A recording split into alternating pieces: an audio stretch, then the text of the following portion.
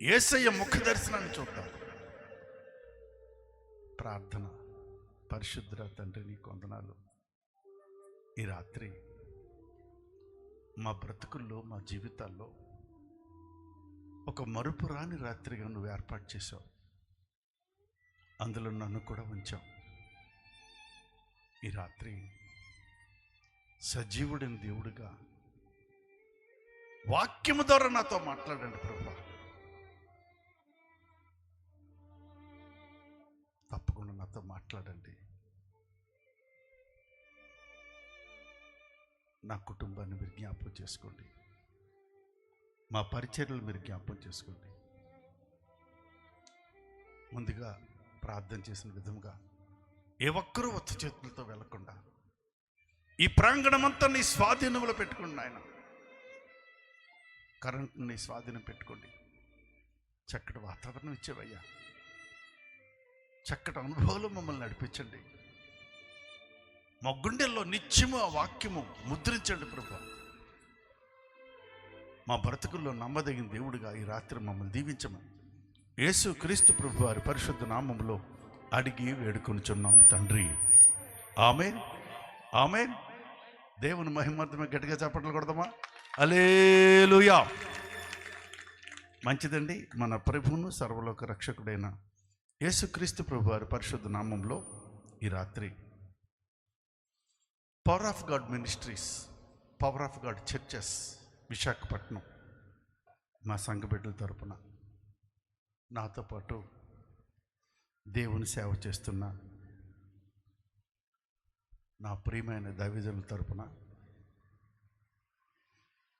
ఈ రాత్రి మీ అందరికీ నా శుభాభివందనాలు తెలియజేస్తూ, ఈ రాత్రి మీ మధ్యకి వచ్చినప్పుడు ప్రభు ఒక చక్కటి వాక్యాన్ని గుర్తు చేశాడు. ఆ వాక్యాన్ని మీతో పంచుకోవాలని ఆశపడుతూ ప్రార్థన చేసుకుంటూ మీ మధ్యకి వచ్చాను. దయచేసి చూడండి, మనందరికీ పరిచయమైన వాక్యమే, కానీ ఈ రాత్రి ఒక కొత్త కోణంలో దేవుడు మనతో మాట్లాడును గాక. దయచేసి చూడండి, 34వ కీర్తన 17వ వాక్యం.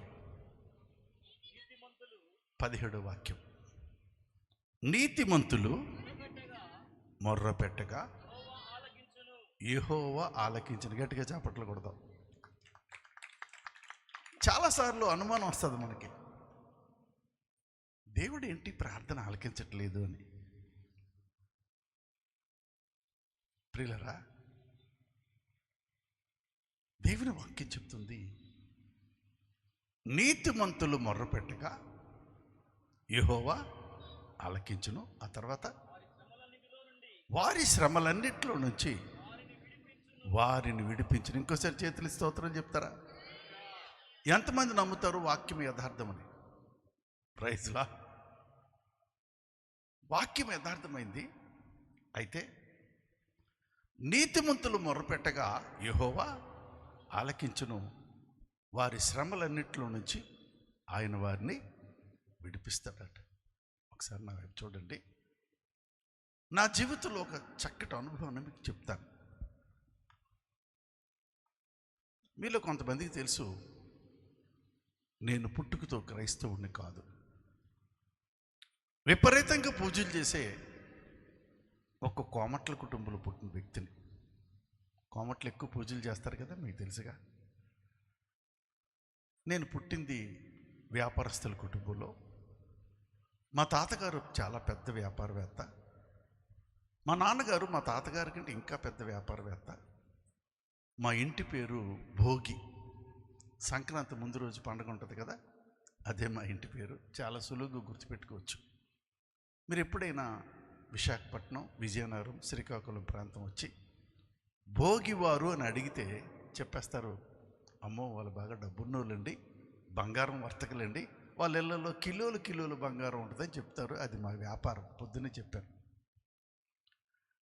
అట్లాంటి కుటుంబంలో పుట్టిన నేను 1978 సంవత్సరంలోనే, మీలో చాలామంది పుట్టుండ్రు, 1978 సంవత్సరంలో మద్రాసు వెళ్ళి ఇంజనీరింగ్ చేసి విశాఖపట్నం వచ్చి 3 కంపెనీలు పెట్టుకున్నాను. మొట్టమొదటి కంపెనీ పేరు my home builders Vizag. Hyderabad my home builders వేరు, వైజాగ్ మై హోమ్ బిల్డర్స్ వేరు. హైదరాబాద్ ఉన్నోళ్ళు తెలుస్తుంది, అది టాపెస్ట్ కంపెనీ. మా వ్యాపారం ఏంటంటే స్థలాలు కొనేసి పెద్ద పెద్ద అపార్ట్మెంట్ బిల్డింగ్లు కట్టేస్తాం, కోట్ల రూపాయలు ఖర్చు పెట్టి, మళ్ళీ కోట్ల రూపాయలకి అమ్మేస్తాం. అది చాలా పెద్ద వ్యాపారం. రెండో కంపెనీ పేరు మాధవి ఇంజనీరింగ్ కంపెనీ. మాధవి అనేది పేరు నా భార్య పేరు. ఆమె ఒక కలెక్టర్ గారి కూతురు, ఆమె కూడా డబ్బున్నవిడే. మూడో కంపెనీ పేరు నవోదయ స్టీల్స్, ఒక పెద్ద ఫ్యాక్టరీ, స్టీల్ ఫ్యాక్టరీ. ఈ మూడు కంపెనీల్లో ఇంచుమించు 300 మంది పైగా పనివాళ్ళు పనిచేసేవారు. నాతో పాటు 7 ఇంజనీర్లు పనిచేసేవారు. ఇంతమంది నాతో పనిచేయటం వల్ల అతి తక్కువ కాలంలో నేను కూడా కోటీశ్వరుడిగా మారిపోయాను. అట్లాంటి పరిస్థితుల్లో ఒకరోజు మా అమ్మగారు మా పల్లెటూరు నుంచి విశాఖపట్నం నా దగ్గరకు వచ్చి ఒక ప్రశ్న అడిగింది. నాన్న, మన ఊర్లో ఉన్న అందరికంటే మనం మాత్రమే ఎందుకు బాగా ధనవంతులు అయ్యామో, ఎందుకు బాగా డబ్బున్నోళ్ళు అయ్యామో నీకు తెలుసా అని అడిగింది మా అమ్మ. వాస్తవంగా అయితే నాకు తెలియదమ్మా అన్నాను. అరే, దానికి ఒక కారణం ఉందిరా, దానికి ఒక సాంప్రదాయం కారణం. మన కుటుంబానికి ఉన్న సాంప్రదాయం ఏంటంటే మనం వ్యాపారం చేసి చాలా డబ్బు సంపాదిస్తాం, లక్షలు. అందులో నీకు నచ్చినంత డబ్బుని పక్కన పెట్టాలి, ఎంత నచ్చితే అంత. నీకు నచ్చిన స్థలంలో మనము కోమట్లం కదా, నీకు నచ్చిన స్థలంలో ఒక దేవాలయం కట్టాలిరా. ఆ దేవాలయానికి మనము ధర్మకర్తలుగా ఉండాలంది. నాకు ఈ ధర్మకర్తలు నచ్చలేదు, నేను ఆ పని చేయలే. విశాఖపట్నం స్టీల్ ప్లాంట్లో మాకు కొన్ని కోట్ల రూపాయల కాంట్రాక్ట్లు వచ్చాయి. అనుకోకుండా మాకు బాగా డబ్బు వచ్చింది. మా అమ్మ అంటే నాకు ప్రాణం, మా అమ్మ అంటే నాకు చాలా ఇష్టం. కేవలం మా అమ్మ చెప్పిన మాట ప్రకారం విశాఖపట్నం స్టీల్ ప్లాంట్లో ఒక బ్రహ్మాండమైన, ఒక అద్భుతమైన, ఒక పెద్ద వెంకటేశ్వర స్వామి దేవాలయాన్ని కట్టా. అక్కడితో ఊరుకోలా, ఆ దేవాలయం పక్కన ఒక బోర్డు పెట్టించా. ఈ దేవాలయపు నిర్మాణకర్త, ధర్మకర్త భోగి శాంతారావు అని బోర్డు పెట్టించాను. యూట్యూబ్ ఛానల్లో మీరు చూడొచ్చు, ఇదేమీ అబద్ధం కాదు. అదేవిధంగా మీరు ఎప్పుడైనా విశాఖపట్నం రైల్వే స్టేషన్లో దిగారనుకోండి, రైల్వే స్టేషన్ పక్కనే ఒక పెద్ద షిరిడి సాయిబాబా దేవాలయం ఉంటుంది. అందులోకి వెళ్ళి చూస్తే ధర్మకర్తలకు 2 పేర్లు ఉంటాయి. మొట్టమొదటి పేరు టి సుబ్రహ్మరెడ్డి గారు, ఆయన మా విశాఖపట్నం ఎంపీ గారు, మాజీ ఎంపీ గారు. రెండో ధర్మకర్తగా భోగి శాంతారావు, నా పేరు కూడా మీరు చూస్తారు. ఇది కూడా యూట్యూబ్లో మీరు చూడొచ్చు. ప్రియులారా, ఈ రాత్రి ఎందుకు నేనంత యథార్థంగా రుజువులు ఆధారాలతో మీకు నేను సాక్ష్యం చెప్తున్నానంటే, గతంలో కూడా నేను భక్తిహీనుడిని కాదు. కష్టపడి సంపాదించే డబ్బుతో నా తల్లిదండ్రులు నాకు నేర్పిన భక్తి ప్రకారం విశాఖపట్నం ప్రాంతంలో ఇంకా అనేక ప్రాంతాల్లో ఎన్నో దేవాలయాలు కట్టి, ఎన్నో దేవాలయాలకి ధర్మకర్తగా ఉంటూ, ప్రతి సంవత్సరము తీర్థయాత్రలు వెళ్తూ, పుణ్యక్షేత్రాలు దర్శిస్తూ, వెండి బంగారు విగ్రహాలు పెట్టుకొని పూజలు పునస్కారాలు చేస్తూ జీవిస్తున్న నేను ఈరోజు ఎందుకు ఒక క్రైస్తవుడిగా మారవలసి వచ్చింది? ఇదేమైనా మత మార్పిడా? డబ్బు కోసమా? ఇంపాసిబుల్. ప్రియులరా, నేను నా కంపెనీలో పనిచేస్తున్న వందల మంది పనివాళ్ళు, నాతో పనిచేస్తున్న 7 ఇంజనీర్లు, మేమందరము క్రైస్తవులుగా మారటానికి కారణము ఒక పని మనిషి ప్రార్థన. గొడవ జాపట్లో లక్షల మంది ప్రజల మధ్య ఈనాడు, ఆంధ్రజ్యోతి, ఆంధ్రపత్రిక విలేకరులు ఉంటుండగా, ఈటీవీ వాళ్ళు, జెమిని టీవీ వాళ్ళు, సన్ టీవీ వాళ్ళు ఉంటుండగా, విశాఖపట్నం కలెక్టర్, పోలీస్ కమిషనర్, 100 మంది పోలీసులు అందరూ ఉంటుండగా ఒక నీతిమంతురాలు ప్రార్థన చేసింది. ఒక నీతిమంతురాలు ప్రార్థన చేసింది. ఏం జరిగిందో తెలుసా? అది 2000 సంవత్సరం ఫిబ్రవరి నెల 27వ తారీఖు అర్ధరాత్రి విశాఖపట్నం నగరం నడిబొడ్డున జగదాంబ సెంటర్ అంట, పక్కనే డాబా గార్డెన్స్, ఆ ఖరీదైన ప్రాంతంలో ఒక భయంకరమైన ప్రమాదం జరిగింది. ఆ ప్రమాదంలో 4 మనుషులు చనిపోయారని వార్తల్లో చెప్తున్నారు. అన్ని న్యూస్ పేపర్ల ఫోటోలు తీసుకొని పేపర్లో వేస్తున్నారు. అది చూసి విశాఖపట్నం కలెక్టర్ గారు, పోలీస్ కమిషనర్ గారు, అధికార యంత్రాంగము అందరూ వచ్చేసి ఎంక్వైరీ చేస్తున్నారు. ఈ 4 చనిపోవడానికి కారణం ఎవరు, ఈ ప్రమాదం జరగడానికి ముఖ్య కారకుడు ఎవరని ఎంక్వైరీ చేస్తే భోగి శాంతారావు అని నా పేరు వచ్చింది బయటికి. వెంటనే చాలామంది పోలీసులు మా ఇంటికి వచ్చి ఆ ప్రమాద స్థలానికి తీసుకెళ్ళి, ఆ నేరం నా వల్లే జరిగిందని, ఆ 4 మనుషులు నా కారణంగా చనిపోయారని లక్షల మంది ప్రజల మధ్య నా 2 చేతులకి బేడీలేసి, ఏ పేపర్లో చూసినా నా ఫోటోయే, నా 2 చేతులకి బేడీలేసి విశాఖపట్నం సెంట్రల్ జైలుకి పంపిస్తున్నప్పుడు నా డబ్బు నన్ను కాపాడలా, నా చదువు నన్ను కాపాడలా, నా ఖరీదైన కంపెనీలు నన్ను కాపాడలా. మా అమ్మ భక్తిగల కోమట్ల కుటుంబంలో పుట్టింది. చిన్నప్పుడు మా అమ్మ ప్రతిరోజు నన్ను గుడికి తీసుకెళ్ళేది. నాన్న ఈయన మన దేవుడు అనేది. రెండో రోజు ఇంకొక గుడికి తీసుకెళ్ళేది. నాన్న ఈయన మన దేవుడు అనేది. మూడో రోజు ఇంకొక గుడికి తీసుకెళ్ళేది. నాన్న ఈయన కూడా మన దేవుడు అనేది. చిన్నప్పటి నుంచి నాకు ఎంత సంతోషం తెలుసా? నాకు చాలామంది దేవుళ్ళు ఉన్నారు. ఏ దేవుడైనా కాపాడతాడని ఆ భయంకర పరిస్థితుల్లో 2 చేతులకు బేడీలు వేసుకొని నా కారణంగా 4 మనుషులు చనిపోయారు కాబట్టి అందరూ అంటున్నారు జైలుకి వెళ్తాడు కానీ మరలా వెనక్కి రాడు అన్న పరిస్థితుల్లో నేనేమంటున్నాను తెలుసా?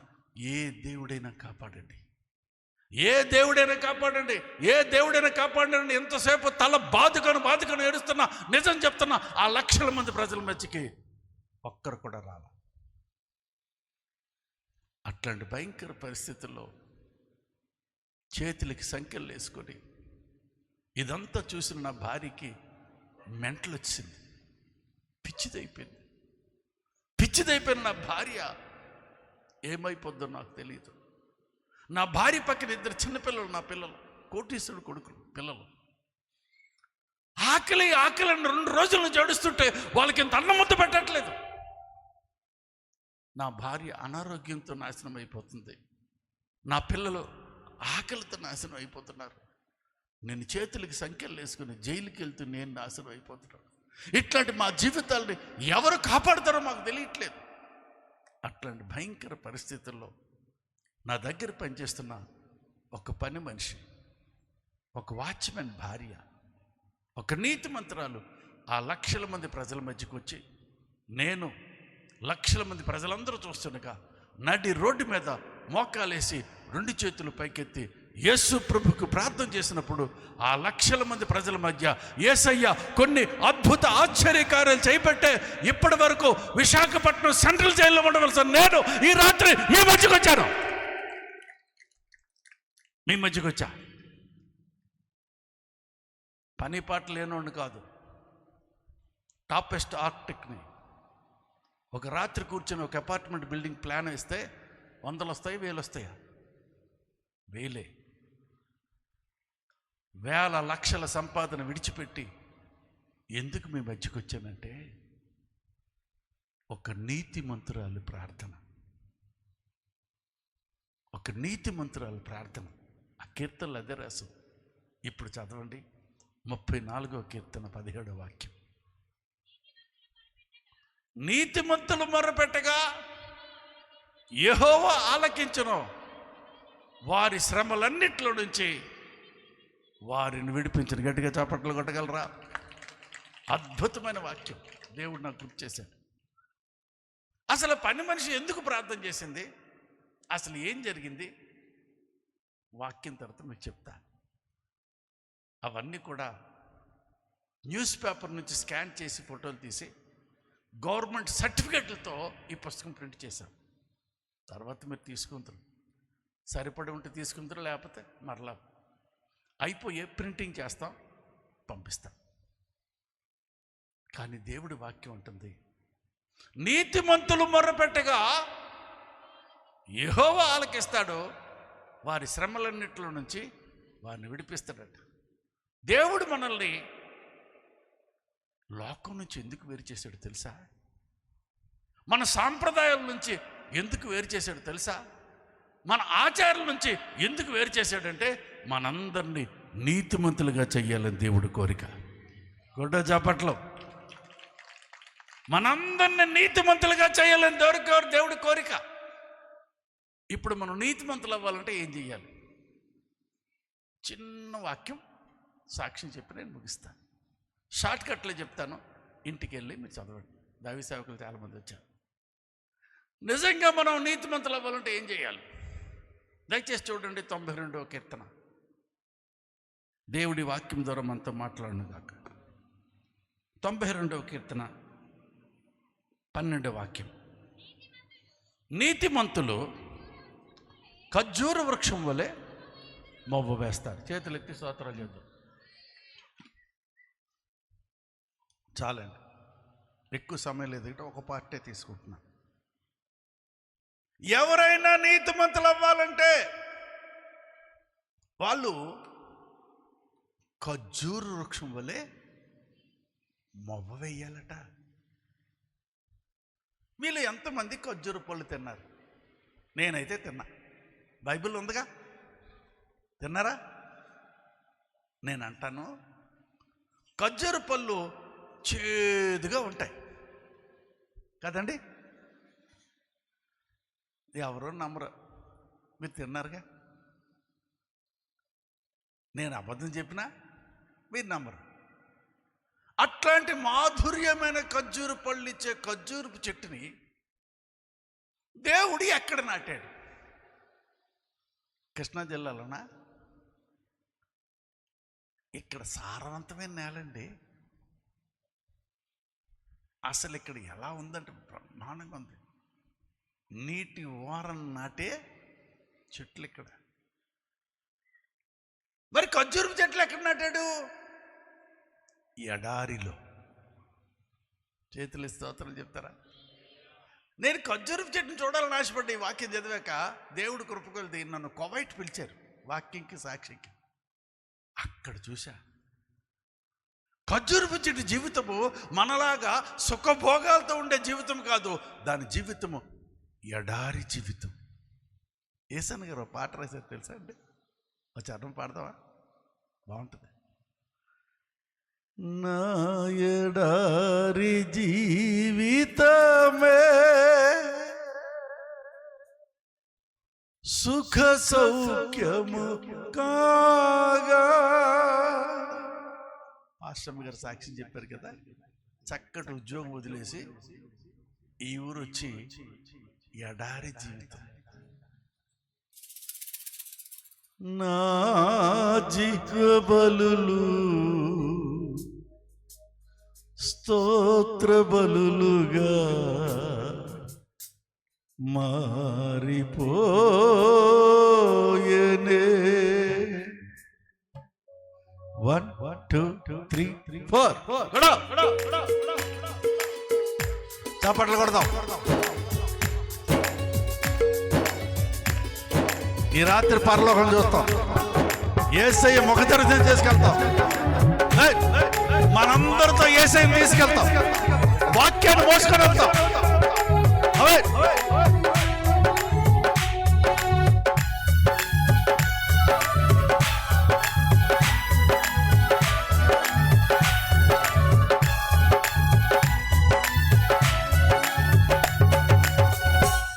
కృపా సత్య సంపూర్ణుడా సర్వలోకానికే చక్రవర్తివి నీవే యేసయ్యా. సర్వలోకానికే చక్రవర్తివి నీవే యేసయ్యా. యేసయ్యా నా సన్మానానికే మహనీయుడవు నీవేనయ్యా, మహనీయుడవు నీవేనయ్యా, మహనీయుడవు నీవేనయ్యా, మహనీయుడవు నీవేనయ్యా.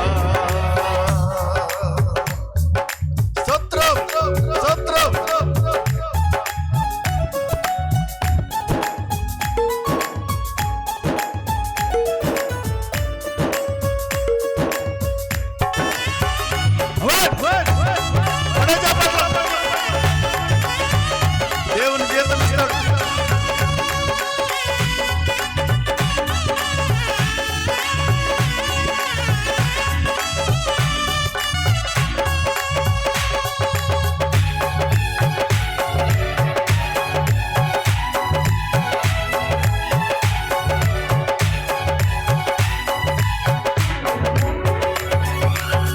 నైవేద్యములు దహన బలులు నీవు కోరవుగా,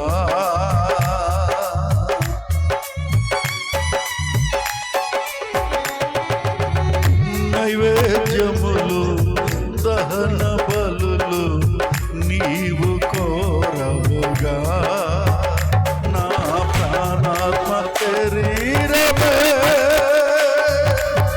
బలి అర్పణ కాగా, నా ప్రాణాత్మ శరీరమే బలి అర్పణ కాగా, నా స్తోత్ర బలులు జిహ్వ బలులుగా మారిపోయెనే, నా స్తోత్ర బలులు జిహ్వ బలులుగా మారిపోయెనే, నా స్తోత్ర బలులు జిహ్వ బలులుగా మారిపోయెనే, నా స్తోత్ర బలులు జిహ్వ బలులుగా మారిపోయెనే, నా స్తోత్ర బలులు జిహ్వ బలులుగా మారిపోయెనే, నా స్తోత్ర బలులు జిహ్వ బలులుగా మారిపోయెనే, నా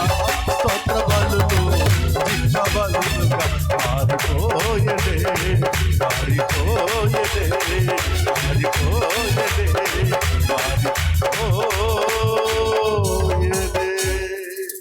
గట్టిగా చప్పట్లు కొట్టగలవా? పరలోకం దగ్గర ఉంటుందండి. అసలు ఆకలి ఉండదు, నిద్ర ఉండదు, దాహం ఉండదు.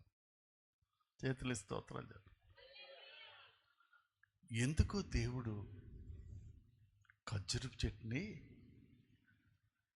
నన్ను అడిగితే అన్యాయం చేశాడు? అన్ని చెట్లని సత్తువు గల నేలలో, సారవంత నేలలో నాటాడు, సమృద్ధి నీరునిచ్చాడు. కొంతమంది అంటారు, ప్రభువా వాళ్ళు చూస్తే ఎంత బాగున్నారు, వీళ్ళు చూస్తే ఎంత బాగున్నారు, మాదేంటయ్యా ఎడారి జీవితం. పిచ్చి మొహమా? ఆ ఎడారి జీవితం నుంచి మాధుర్యమైన ఫలాలు ఇచ్చే దేవుడే మనం ఆరాధించే దేవుడు. అందుకే యేసయ్య అన్నాడు, నీతిమంతులు ఖర్జూర వృక్షం వలె మొగ్గ వేస్తారు. ఈ ఖర్జూర చెట్టు నాటుతాడా? ఇవి బ్రతకాలంటే వర్షం పడాలొద్దా? చెప్పండి నాన్న. ఎడారిలో ఎవరు నీరు పోస్తారు? పాప వర్షం పడద్ది. వర్షం పడిన తర్వాత ఆ వర్షపు నీరు ఎంతసేపు ఖర్జూరపు చెట్టు దగ్గర ఉంటుంది? కిందకి వెళ్ళిపోద్దా? అందుకని ఖర్జూరపు చెట్టు నాటిన తర్వాత పైకి ఎదగడానికి ప్రయత్నించదు. ఏం చేస్తుంది తెలుసా? దాని వేరు లోతుగా పారుతుంది. గట్టిగా చప్పట్లు కొట్టి. చెట్టుకు వేరంటే పునాదేనండి. కొంతమంది క్రైస్తవులు పై భక్తి చేస్తారు, లోతైన భక్తి చేయరు. అందుకే వాళ్ళు ఫలించరు. అందుకని యేసయ్య అంటాడు, క్రైస్తవులకు వేరు ఉండాలి. మనుషులకు వేరేంటారా బాబు అనుకుంటారేమో. యేసయ్య చెప్పాడు బైబిల్లోనే, మనందరికి ఏముండాలంట, వేరు ఉండాలి. ఆ వేరు లోతుగా ఉండాలి. దయచేసి చూడండి, మనందరికి వేరు ఉండాలని దేవుడు ఎక్కడ చెప్పాడో చూద్దాం. ఈ రాత్రి లోతైన భక్తిలోకి అడుగు పెడదాం. పై భక్తిలో నుంచి. అర్థమైంది కదా?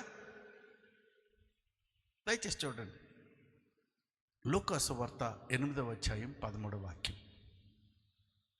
లూకా సువార్త 8వ అధ్యాయం 13వ వాక్యం. రాతి నేల నుండి వారెవరనగా వినినప్పుడు వాక్యమును సంతోషముగా అంగీకరించే వారే కానీ వారికి అండర్లైన్ చేద్దాం.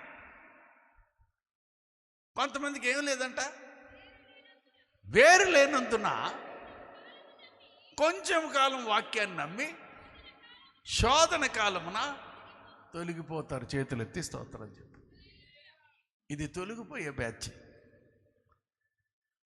చాలా కాలం క్రితం మా విశాఖపట్నంలో హుదూద్ తుఫాన్ అని ఒక తుఫాన్ వచ్చింది. విన్నారా? చెట్లన్నీ కూలిపోయండి బాబోయ్, శ్మశానం అయిపోయింది మా వైజాగ్. అన్ని చెట్లు కూలిపోయినా మా వీధిలో చెట్టు మాత్రం లింక్ నిలబడి ఉంది. మా అబ్బాయిని అడిగాను, కారులో తీసుకెళ్తుంటే, అరే నాన్న, అన్ని చెట్లు కూలిపోయినా మన వీధిలో చెట్టు నిలబడింది ఏంటంటే, అదేంటండి నీకు తెలీదా, దీని వేరు లోతుగా ఉందన్నాడు. ప్రైజ్లా గట్టిగా చేతులు స్తోత్రాలు చెప్తారా? దానికి ఉపమానంగా మా సివిల్ ఇంజనీరింగ్ డిపార్ట్మెంట్లో కూడా యేసయ్య ఒక ప్రసంగం చేశాడు. మా సివిల్ ఇంజనీరింగ్ కాలేజీలో డిపార్ట్మెంట్ 2 ఇళ్ళు కట్టుకున్నారట ఇంజనీర్లకు అర్థమయ్యే రీతిలో. ఒకడేమో బుద్ధి లేనుడు, ఒకడేమో బుద్ధి కలిగినాడు. ఈ బుద్ధి కలిగినోడు ఏం చేశాడంటే, తరతరాలు ఆ ఇల్లు ఉండాలని, ఎంత తుఫాన్ వచ్చిన గాలి వచ్చినా ఆ ఇల్లు పడిపోకూడదని పాపం చాలా డబ్బులు ఖర్చు పెట్టి, చాలా డబ్బులు. నాకు చాలామంది అయ్యగారు ప్లాన్ ఇవ్వండి చర్చికి అంటారు. కాస్త పునాది లోతుగా వేసి, ఎందుకంటే తరతరాలు ఆ మందిరం ఉపయోగపడాలి. అవసరమైతే ఇంకా అంతస్తు మీద అంతస్తు, అంతస్తు మీద అంతస్తు, ప్రజలు విపరీతంగా వచ్చేయాలని ఆశ. అందుకని పునాది వేయిస్తా. కాస్త లోతుగా పునాది వేసాడు. పాపం పాస్టర్ గారికి ఒక 2 లక్షలు ఖర్చు అయిపోయింది. పక్కన ఇంకోటి కడుతున్నాడు. పాస్టర్ గారు, ఏంటి మీకు బుద్ధి లేదా? లోతుగా తవ్వినోడికి 2 లక్షలు ఖర్చు పెట్టారంటే అన్నాడు. బాబు, మాది చర్చి 400-500 మంది కూర్చుంటారు, వాళ్ళ బరువు ఎక్కువ, అందుకని ఇంజనీర్ గారు ఇచ్చారేమో, మీ ఇంట్లో 10 మంది ఉంటారు అని ఆ మేస్త్రి అన్నాడట. ఎందుకు అయ్యగారు, పైన పునాది వేసేద్దాం, గృహప్రవేశానికి ఎవరైనా పునాది చూస్తారా, ఇల్లు చూస్తారా? మంచి పెయింట్ వేశారు, ఫాల్ సీలింగ్ చేశారు, సూపర్గా ఉందమ్మా అన్నారు. హుదూద్ తుఫాన్ వచ్చింది, ఆ ఇల్లు కూలిపోయింది. చేతులు ఎత్తి స్తోత్రాలు చెప్పు. ప్రియులారా, భక్తి జీవితం కూడా అంతే, ఎడారి జీవితం కూడా అంతే. ఎడారి జీవితం ఫలించాలంటే లోతైన ప్రార్థన చెయ్యాలి. లోతైన ప్రార్థన చెయ్యాలి. అందుకే ప్రియులారా, యెషయా గ్రంథంలో ఒక మంచి మాట ఉంటుంది, చూడండి ఒకసారి. యెషయా గ్రంథము 37వ అధ్యాయము 31వ వచనంలో మంచి మాట చూసి నేను తొందరగా ముగిస్తాను, షార్ట్ కట్లో వెళ్తాను, ఇంటికి వెళ్ళి చదువుకుంటాను. యూదా వంశములో తప్పించుకొనిన శ్రేష్టము ఇంకను కిందకి వేరు తన్ని మీదకి ఎదిగి ఫలించిందట. చేతులు ఎత్తి స్తోత్రాలు చెప్పు. తప్పించుకున్న యూదా వంశం వాళ్ళంట కిందకి వేరు తన్ని పైన ఫలించారట. అపోస్తలుడు పౌలు కూడా కొలస్సీ సంఘం రాసిన పత్రికలో ఇంకో మంచి మాట చెప్తాడు, చూడండి ఒకసారి. కొలస్సీలు రాసిన పత్రిక 2వ అధ్యాయం 6వ వచనం. కొలస్సీలు రాసిన పత్రిక 2వ అధ్యాయం 6వ వచనం. కావున మీరు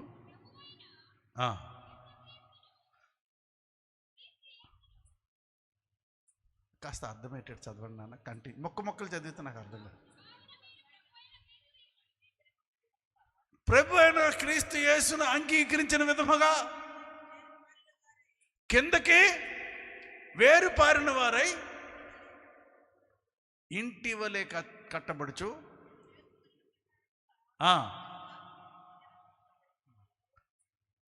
చేతులు ఎత్తి స్తోత్రాలు చెప్పండి. కాస్త మైక్ ఇవ్వండి చదివిన వాళ్ళకి. కాస్త వాక్యం చక్కగా వెళ్ళిపోద్ది. ఏది ఏమైనా ఒక ఇంటికైనా చెట్టుకైనా ఒక భక్తి జీవితంకైనా పునాది అవసరమా కాదా? చెప్పండిరా. లేకపోతే సాతాను కూడా ఆడుకుంటాడు ఈ మధ్య. నన్ను తప్పుగా అర్థం చేసుకోవద్దు, దేవుడు నన్ను క్షమించాలి.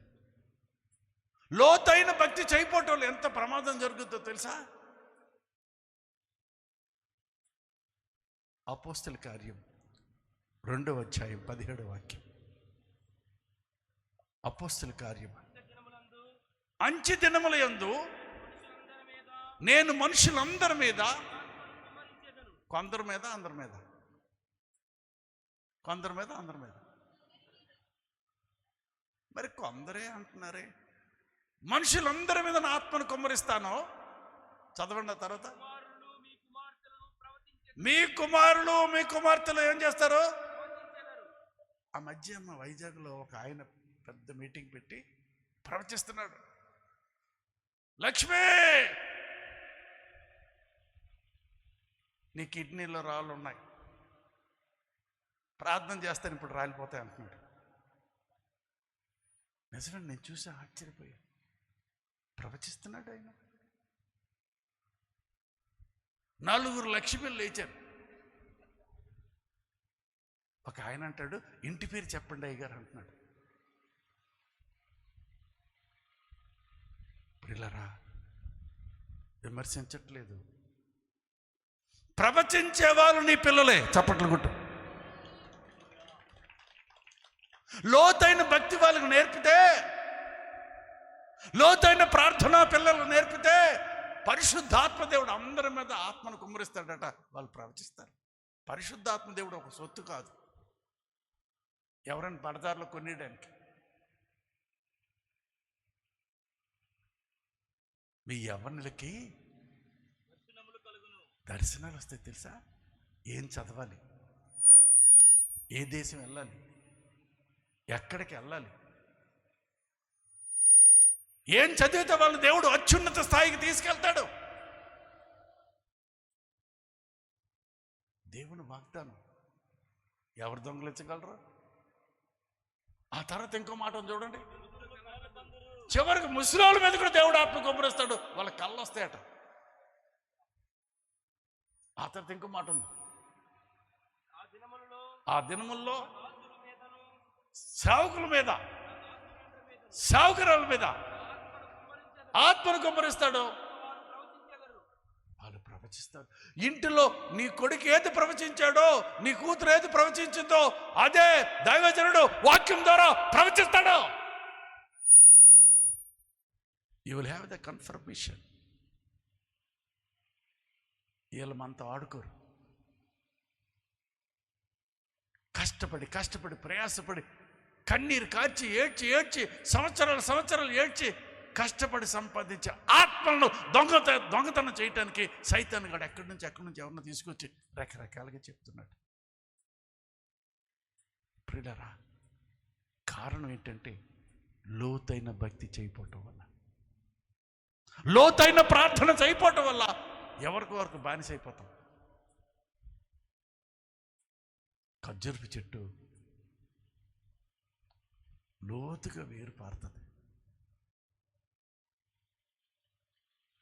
దేవుడు కురిపించిన వాక్యం అనే నీరుని లోతుగా వెళ్ళి గ్రహిస్తుంది, పై పైన కాదు. దేవుడిచ్చిన పరిశుద్ధాత్మ అనే నీరుని లోతుగా స్వీకరిస్తుంది. అప్పుడు ఈ ఖర్జూరపు చెట్టు పైకి ఎదుగుద్ది. మా చర్చిలో ఒక ఆయన ఉన్నాడు,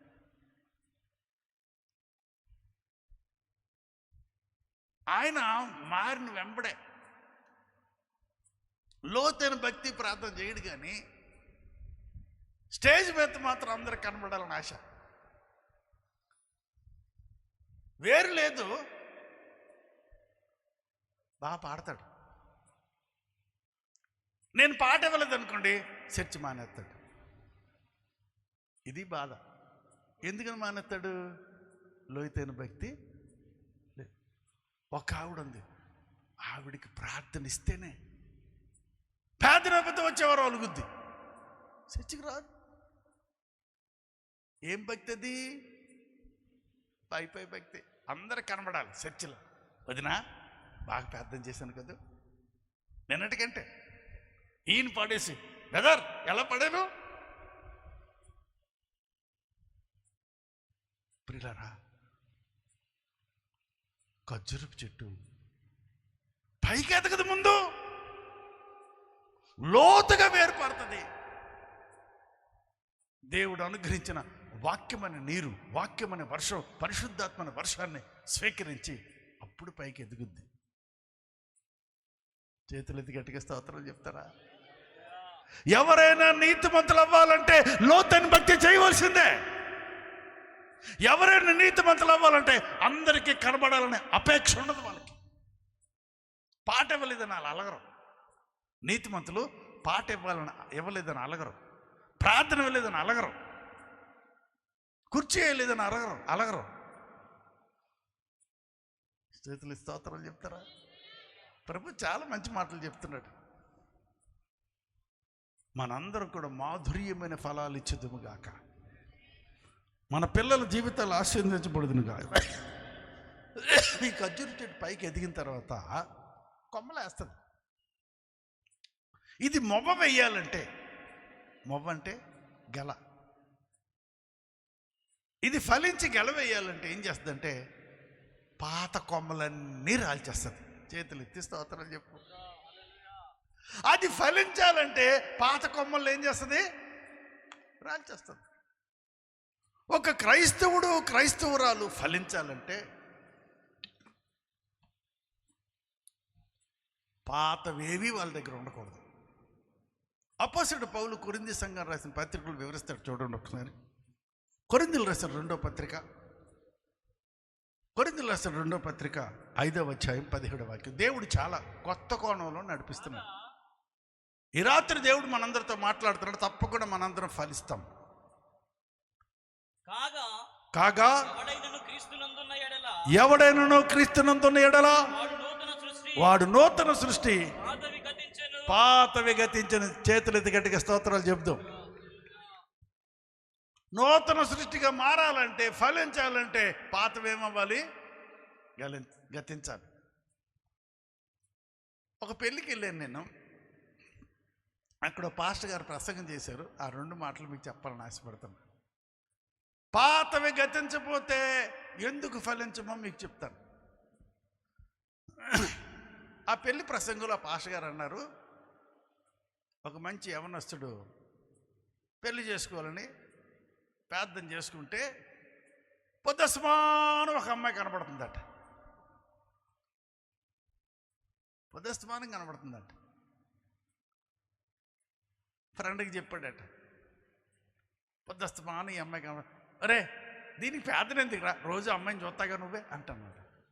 మొత్తానికి ఏమైనా ఇష్టపడ్డాడు. పాస్టర్ గారు చెప్పాడు, కనబడింది అన్నాడు. నమ్మారు పాస్టర్ గారు. పెళ్లి చేశారు.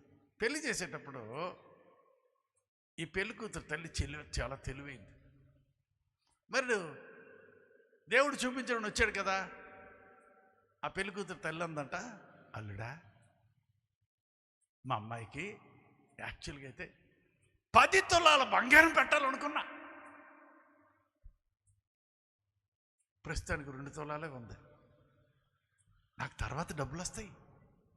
వచ్చినప్పుడు మిగిలిన ఎన్ని తులాలు? 8 తులాలు ఇచ్చేస్తాను అంది.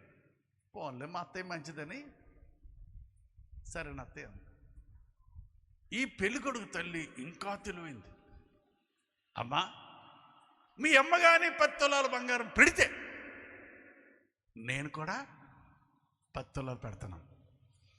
ఇంకూడ ఆనందపడి 20 తులాలు బంగారం ఏం చేసుకోవాలి? ప్రస్తుతానికి ఎన్ని తులాలు? ఈ పెళ్లి కూతురు తండ్రి ఇంకా తెలియను. అల్లుడా, రూపాయి కట్టం తీసుకోకుండా చేసుకుంటున్నావు, అందుకని నీకు ఒక మంచి బండి కొనాలనుకుంటున్నాను అన్నాడు.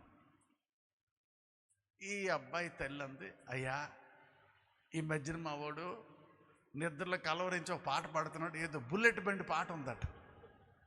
వీడికి ఏ బండి కావాలి? బుల్లెట్టే, 3.5 లక్షలు అంట. అయితే పెళ్లి కూతురు తండ్రి అన్నాడు, ప్రస్తుతం నా దగ్గర అంత డబ్బులు లేవు, అందాక నా పాత టీవీఎస్ ఉంది వాడుకో, నాకు డబ్బులు వచ్చి బుల్లెట్ కొంటాను అన్నాడట. పెళ్ళి అయిపోయింది. 2 పిల్లలు పుట్టారు. దీనికి బంగారం లేదు, వీడికి బుల్లెట్ లేదు. పాపం ఆదివారం చర్చికి వెళ్ళారు. మంచి ఎండలో బండి ఆగిపోయి, టీవీఎస్ కదా, 4 మోసుకెళ్ళాలి, ఆగిపోయింది. ఆగిపోతే పాపం వీడి తోసుకెళ్తూ కొద్ది సాయి బట్ట వెళ్తూ వస్తుంది. స్టార్ట్ అయిపోయింది. కొంత దూరం వెళ్ళక మళ్ళీ ఆగిపోయిందట. మళ్ళీ తోసారట. అలా 3 సార్లు తోసేటప్పటికి ఇంటికి వచ్చాక వీడికి సిర్రెక్కింది. అంటాడంట, మీ నాన్న ఎంత దొంగోడో చూసావా, బుల్లెట్ ఇస్తాడని నన్ను మోసం చేసి పెళ్లి చేయించుకున్నాడు. 2 పిల్లలు పుట్టినా ఇంకెవరు. వాళ్ళ నాన్న అనేటప్పటికీ ఈ అమ్మాయి కోపం వచ్చింది. మరి తండ్రి అంటే కోపం రాదండి కూతురికి? వద్దరాదు. ఇదంతా మీ అమ్మాయి మంచిదేమో, 10 తులాలు బంగారం పెడతామంది, కనీసం మా అమ్మ 2 తులాలను పెట్టింది, మీ అమ్మాయిని పెట్టిందా? ఇలా మాట అనుకున్నారంట. ఇది కోపం వచ్చి, నువ్వు వండిన అన్నం కుక్కరు కూడా మీ అమ్మ ఇచ్చింది, నేను అన్నం తిన్నా అన్నాడంట. మంచిదే, మాంసం కూర వండాను, నువ్వు తిన్నాగా, మొత్తం నేనే లాగించేస్తాను తినేసింది. తినేసి ఓ అనుకొని మంచం మీద పడుకుందట. వీడు కోపం వచ్చి, తప్పక నేను పడుకోవాలని పడుకున్నాడు పక్కన. ఈ అమ్మాయి అందట, ఈ మంచం కూడా మా అమ్మ ఇచ్చిందే అన్నదట. సచ్చాడు రా బాబు అనుకున్నాడు. ఇలా దొరికిపోయినట్టని సాఫ్ తీసుకుని పక్కన పడుకున్నాడు. ఆలోచిస్తున్నాడు, ఏంటి ఇలా దొరికిపోయినని. అప్పుడు ఆలోచన వచ్చిందంట, మంచం అయితే వాళ్ళ అమ్మ ఇచ్చింది, కానీ నవారు మాత్రం నేను కొందేగా. కత్తిపేట తీసుకొచ్చి కసాకి నవారిని కోసాడట. దబ్బుని కింద పడిపోయింది. వేల బ్రతుకుల్లో పిల్లలు పుట్టిన పాతవి గతించలేదు. వీళ్ళు ఫలిస్తారా? వీళ్ళు ఫలిస్తారంటారా? వాళ్ళ బతుకుల్లో పేదనే ఉండదు.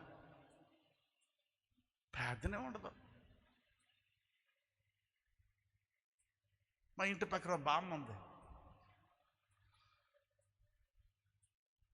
మీ తాతగారి కోసం ప్రార్థన చేయ్యా, పెళ్ళైన కొత్తలో ఎంత బాగా చూసుకునేవాడు, ప్రతిరోజు డింకి తెచ్చేవాడట వీడికి. మరి ఇప్పుడు బామ్మ అంటే, నా మకం డింకా, సెంట్రల్కి వెళ్ళాడు తాగేసి నాకు మంచినీళ్ళు పట్టుకొస్తున్నాడు అంటుంది. ముసలావిడ. వాళ్ళ జీవితాల్లో కూడా పాతం గతించట్లేదు. యవనస్తుల జీవితాలు కూడా పాతం గతించట్లేదు.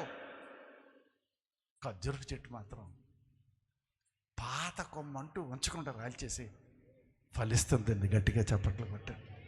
ఈ రాత్రి మన ప్రభు చెప్తున్నాడు, మనం నిజంగా నీతిమంతుల జాబితాలోకి వెళ్ళాలంటే, మన ప్రార్థన దేవుడు ఆలకించాలంటే, మన పిల్లలు ఫలభరితమైన ఆశీర్వాదం అనుభవించాలంటే, మొట్టమొదటి మనకు కావాల్సింది లోతైన ప్రార్థన, లోతైన భక్తి, లోతైన దిద్దుబాటు, లోతైన పరిశుద్ధత. రెండవదిగా పాతవేవి మన దగ్గర ఉండొద్దండి.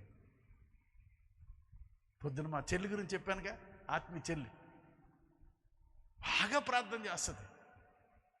వాళ్ళ ఆయన టీవీ అమ్మేస్తే నాకు ఫోన్ చేసేవద్దు, అన్నయ్య మా ఆయన నాకు అన్యాయం చేశాడు అన్నయ్య అంటుంది. టీవీ అమ్మేస్తే ఏం అన్యాయం అంటే, అదేంటి అన్నయ్య సీరియల్లన్నీ మధ్యలో ఉండిపోయాడు అంటే పాతవి ప్రార్థనే ఆ దిక్కుమాలది ఏంటో సీరియల్ కొన్ని ఉన్నాయంట, ఏదో దీపం ఏదో మొగల రేకులు ఇంకొందో అయిపోయిందో నాకు తెలీదు. ఈ పాతవన్నీ గతించట్లేదండి. పిల్లలు పుట్టినది కంటిన్యూ అయిపోతుంటే మన జీవితాలను నాశనం చేసి ఫలించలేకుండా చేసేస్తుంది. పిల్లరా, ఖర్జూరపు చెట్టు అలా ఫలిస్తే, పాతవన్నీ విడిచిపెట్టేస్తే, లోతుగా వేరుపారి లోతైన భక్తి చేస్తే, ఎడారిలో ఉన్న ఖర్జూరపు చెట్టుని దేవుడు ఎక్కడ తీసుకొస్తాడో ఒక వాక్యం చూద్దాం. నేను ముగిస్తా, సాక్ష్యంకి వెళ్తా. చూడండి ఒకసారి, అద్భుతమైన మాటలు ఉన్నాయి. దినవృత్తాంతాలు 2వ గ్రంథం 3వ అధ్యాయం 5వ వాక్యం చాలా అద్భుతంగా ఉంటుంది. చూడండి, దినవృత్తాంతాలు 2వ గ్రంథం 3వ అధ్యాయం 5వ వచనం. ఎవరైనా గట్టిగా చదవండి, మైక్ ఉన్నోళ్ళు.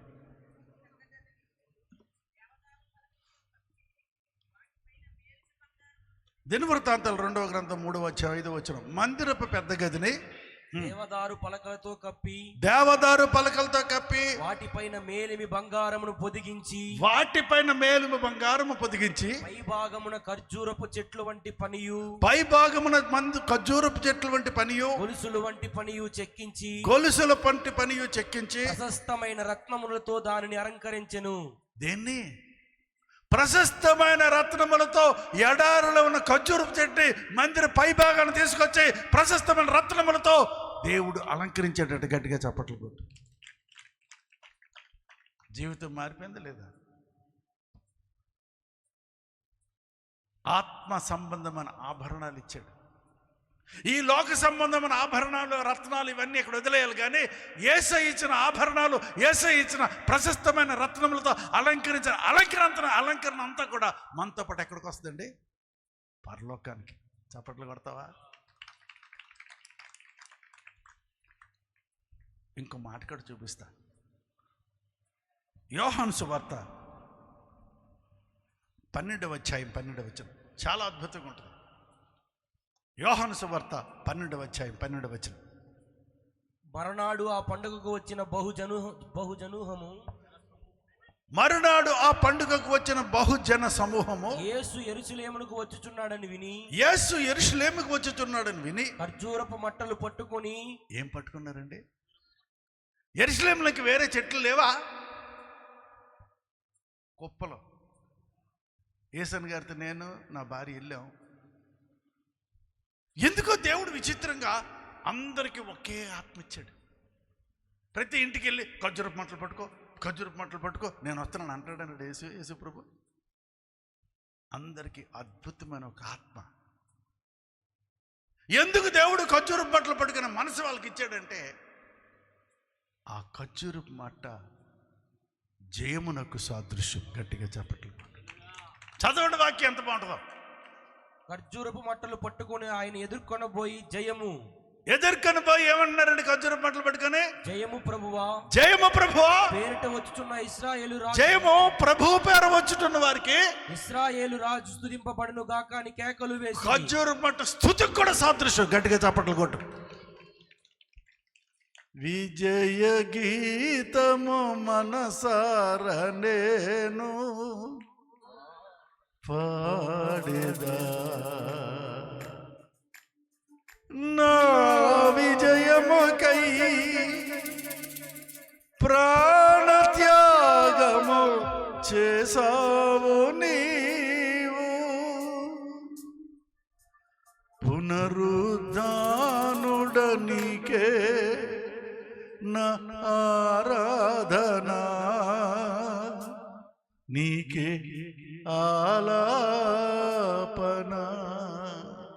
ఒక్క చరణం పడదామా? అందరూ మనసారి పడతారు. 1 2 3 4.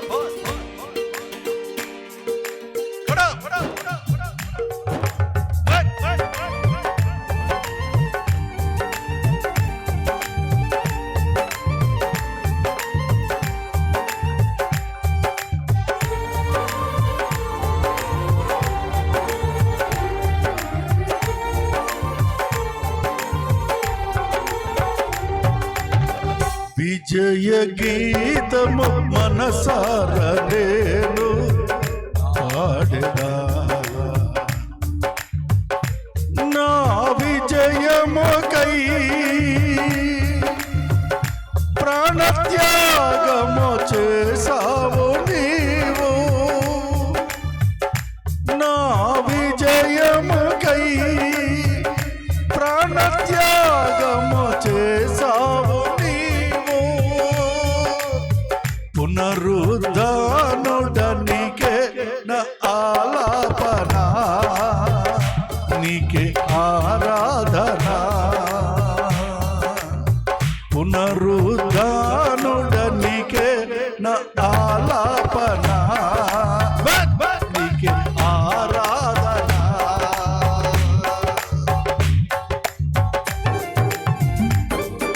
స్తోత్రమయ్యా. ఈరోజు మాతో మాట్లాడుతున్నాం, లోతుగా మాట్లాడుతున్నాం, ఖర్జూరం చెడు ద్వారా మాట్లాడుతున్నాం.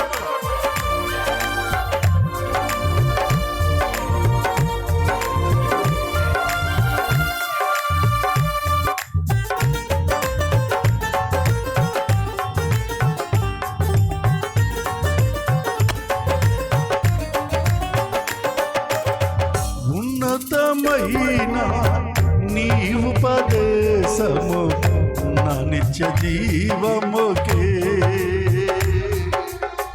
స్తోత్రమయ్యా. ఉన్నతమైన నీ ఉపదేశము నా నిత్య జీవముకే పుటము వేసితివే నీ రూపము చూడనాలో యేసయ్యా నీ వాగ్దానమే నన్ను నిలిపినది నీ ఉత్తమమైన సంఘములో యేసయ్యా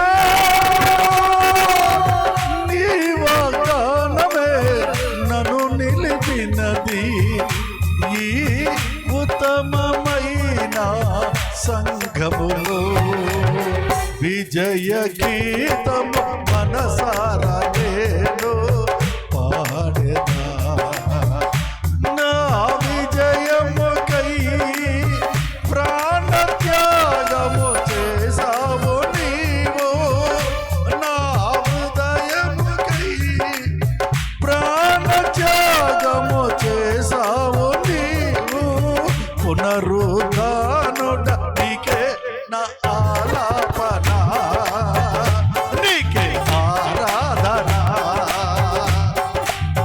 పునరుద్ధానుడ నీకే నా ఆలాపన నీకే ఆరాధనా పునరుద్ధానుడ నీకే నా ఆలాపన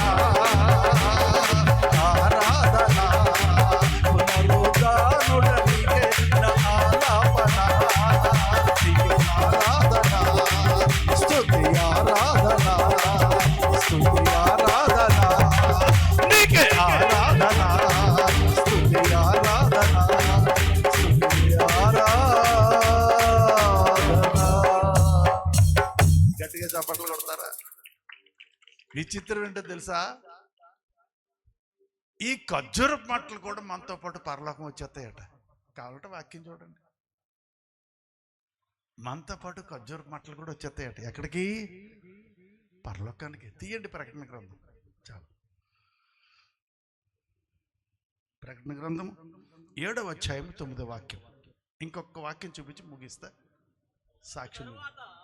అటు తర్వాత నేను చూడగా ఇదిగో ప్రతి జనములో నుండి ప్రతి వంశములో నుండి ప్రజలలో నుండి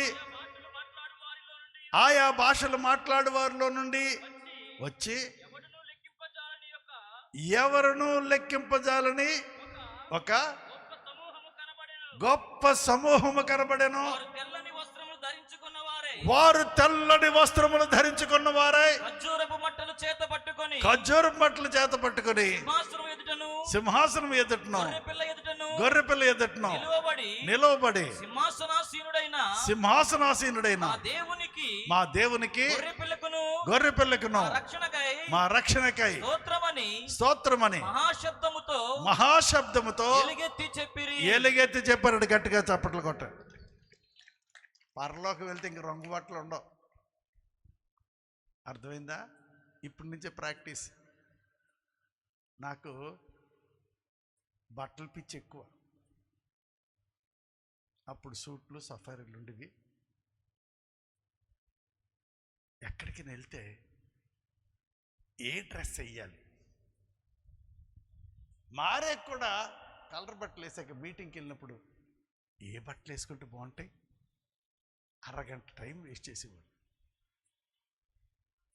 మా పాస్టర్ గారు అంది, నీకు మరీ బట్టలు పిచ్చి ఉండకూడదు, మొత్తం బట్టలన్నీ ఓడదీసేస్తాడులే అంది. బట్టలు ఎందుకు ఓడదీస్తాడబ్బా? అందరు సూట్లు బుట్టలు వేసి బట్టలు ఎందుకు ఓడదీస్తాడు? ఒకరోజు నా కల్లో నేను పరలోకి వెళ్తే రంగు బట్టలు వెళ్తే ఆ దేవదూతలు బట్టలు తీసేసి బట్టలు మార్చారట, తెల్ల బట్టలు వేయించారట. మా పాస్టర్ గారిని అడిగితే బైబిల్లో ఉంది నాయన. అక్కడికి వెళ్ళాక ఈ సూట్లు, ఈ టిక్కులు, ఆ టక్కులు, ఆ టైలు, ఇంకేంటి ఏవో రకరకాలు అచ్చో సినిమా యాక్టర్లు ఎలా తయారవుతారు, మా బ్యాచ్ వాళ్ళు తయారవుతారు. ఇప్పుడు మా అందరికి బట్టల విషయంలో దేవుడు మారు మనసు ఇచ్చిన గాక. చేతులు ఎత్తి స్తోత్రాలు చెబుతాను. అంతకుముందు తెల్ల బట్టలోనే పరిశుద్ధత ఉందా, తెల్ల బట్టలు వేసుకుని వెళ్ళి పరలోకం వెళ్తారా అనేవాడిని. లెంప మీద సరిసినట్టు తెల్ల బట్టలు వేసుకుని వాళ్ళు అక్కడ ఉన్నారు. చేతులు ఎత్తి స్తోత్రాలు చెబుతాం. వాళ్ళ చేతులు ఏముంటుంది తెలుసా? పరలోకంలో ఏమీ ఉండదండి, ఖర్జూరపు మాట తప్ప. గట్టిగా చప్పట్లు కొట్టు. ఖర్జూరపు మాట తప్ప ఇంకేముండదు. లాస్ట్ అండ్ ఫైనల్ యెహెజ్కేలు గ్రంథం 41వ అధ్యాయం క్లోజ్ చేస్తాం. యెహెజ్కేలు గ్రంథం 41వ అధ్యాయం 18వ వచనం. కెరూబులు అంటే ఎవరు? దేవదూతలు. ఎక్కడుంటారు? పరలోకంలో. కెరూబులను అమ్మో ఖర్జూరపు చెట్లు ఉండెను, దానికి 2 కెరూబుల సందున ఖర్జూరపు చెట్టు ఒకటి ఉందట. చేతులు ఎత్తి స్తోత్రాలు చెప్పండి. నేను ఆ మధ్యనే మన మాజీ ముఖ్యమంత్రి గారు జగన్మోహన్ రెడ్డి గారు గుంటూరు వస్తే చూశా. అప్పటికి ఇంకా ఎలక్షన్లు అవ్వాల. ఆయన వస్తుంటే ఇటొక బాడీగార్డు గన్నులు పట్టుకుని ఉన్నారు. అవునా కదా? వీళ్ళిద్దరి మధ్యలో మాజీ ముఖ్యమంత్రి జగన్మోహన్ రెడ్డి గారు ఉన్నారు. ఆ తర్వాత విజయవాడ వచ్చా ఇప్పటి ముఖ్యమంత్రి చంద్రబాబు నాయుడు గారిని చూశాను. ఆయనకు కూడా ఇటు గన్మ్యాను అటు గన్మ్యాన్. మోడీ గారికి కూడా అలాగే ఉన్నారండి. పరలోకంలో బాడీ గార్డ్స్ ఎవరికి ఉంటారు చెప్పండిరా? ఖర్జూరపు చెట్లకి దేవదూతలు బాడీ గార్డ్స్గా దేవుడు పెట్టాడు. మనకు పరిచర్య చేయుట కొరకే. నువ్వు ఖర్జూరపు చెట్టు అయితే నీ కుడిపక్క ఒక కెరూబు, నీ ఎడం పక్క ఒక కెరూబు. మీ ఆయన చూసి కూలిపోతాడు. అయ్యో నేను చర్చికి రమ్మంటే రాలేదు కదే, ప్రార్థన చేయమంటే చేయలేదు కదే, ఇప్పుడేంటే బాబు పెద్ద మినిస్టర్ అయిపోయి ఇక్కడ మాట్లాడక పూజ ఎక్కువ అయిపోయిందండి దీనికి.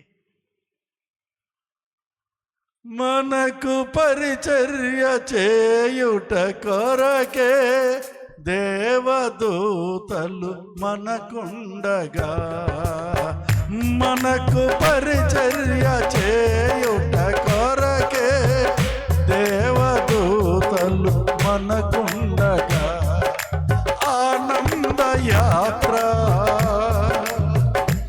ఇది ఆత్మీయ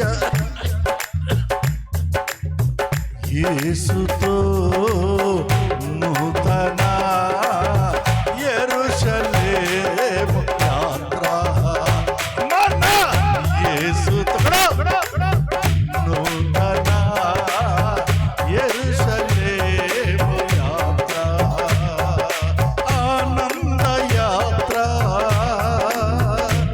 ఇది ఆత్మీయ యాత్ర, యేసుతో నూతన యెరూషలేము యాత్ర. స్తోత్రం.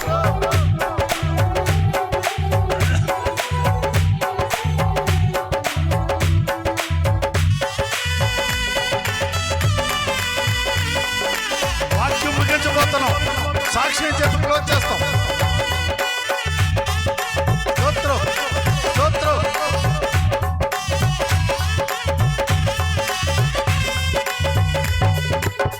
యేసుని రక్తము పాపముల నుండి విడిపించును,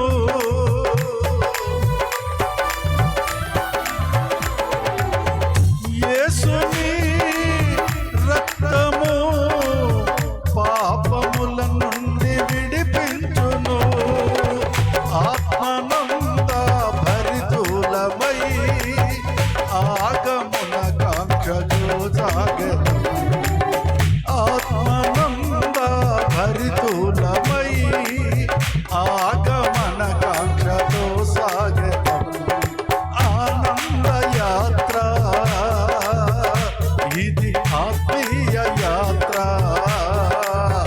యేసుతో నూతన యెరూషలేము యాత్ర, మన యేసుతో నూతన యెరూషలేము యాత్ర, మన యేసుతో నూతన యెరూషలేము యాత్ర, మన యేసుతో నూతన యెరూషలేము యాత్ర, ఆనందం ఆనందం యేసుతో నిత్యానందం, ఆనందం ఆనందం యేసుతో నిత్యానందం, ఆగమన కాంక్షతో ఆగమనం,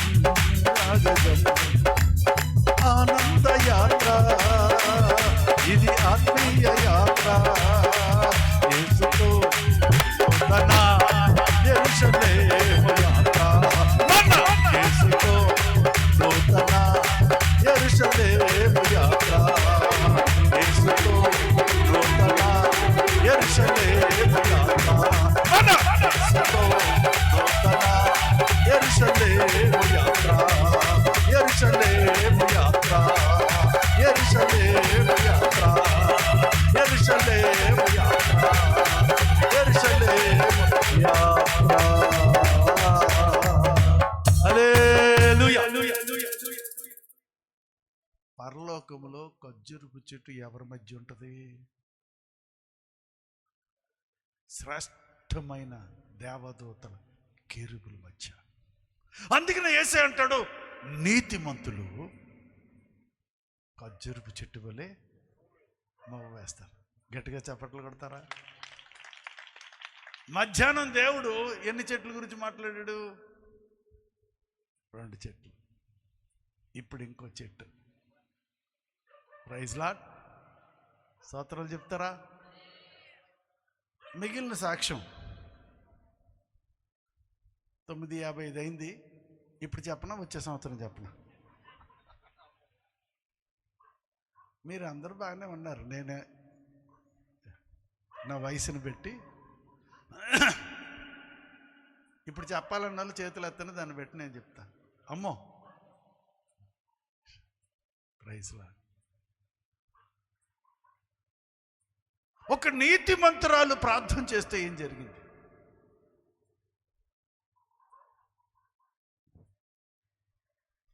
ఏం జరిగిందో ఇప్పుడు చెప్తున్నాను షార్ట్కట్లో.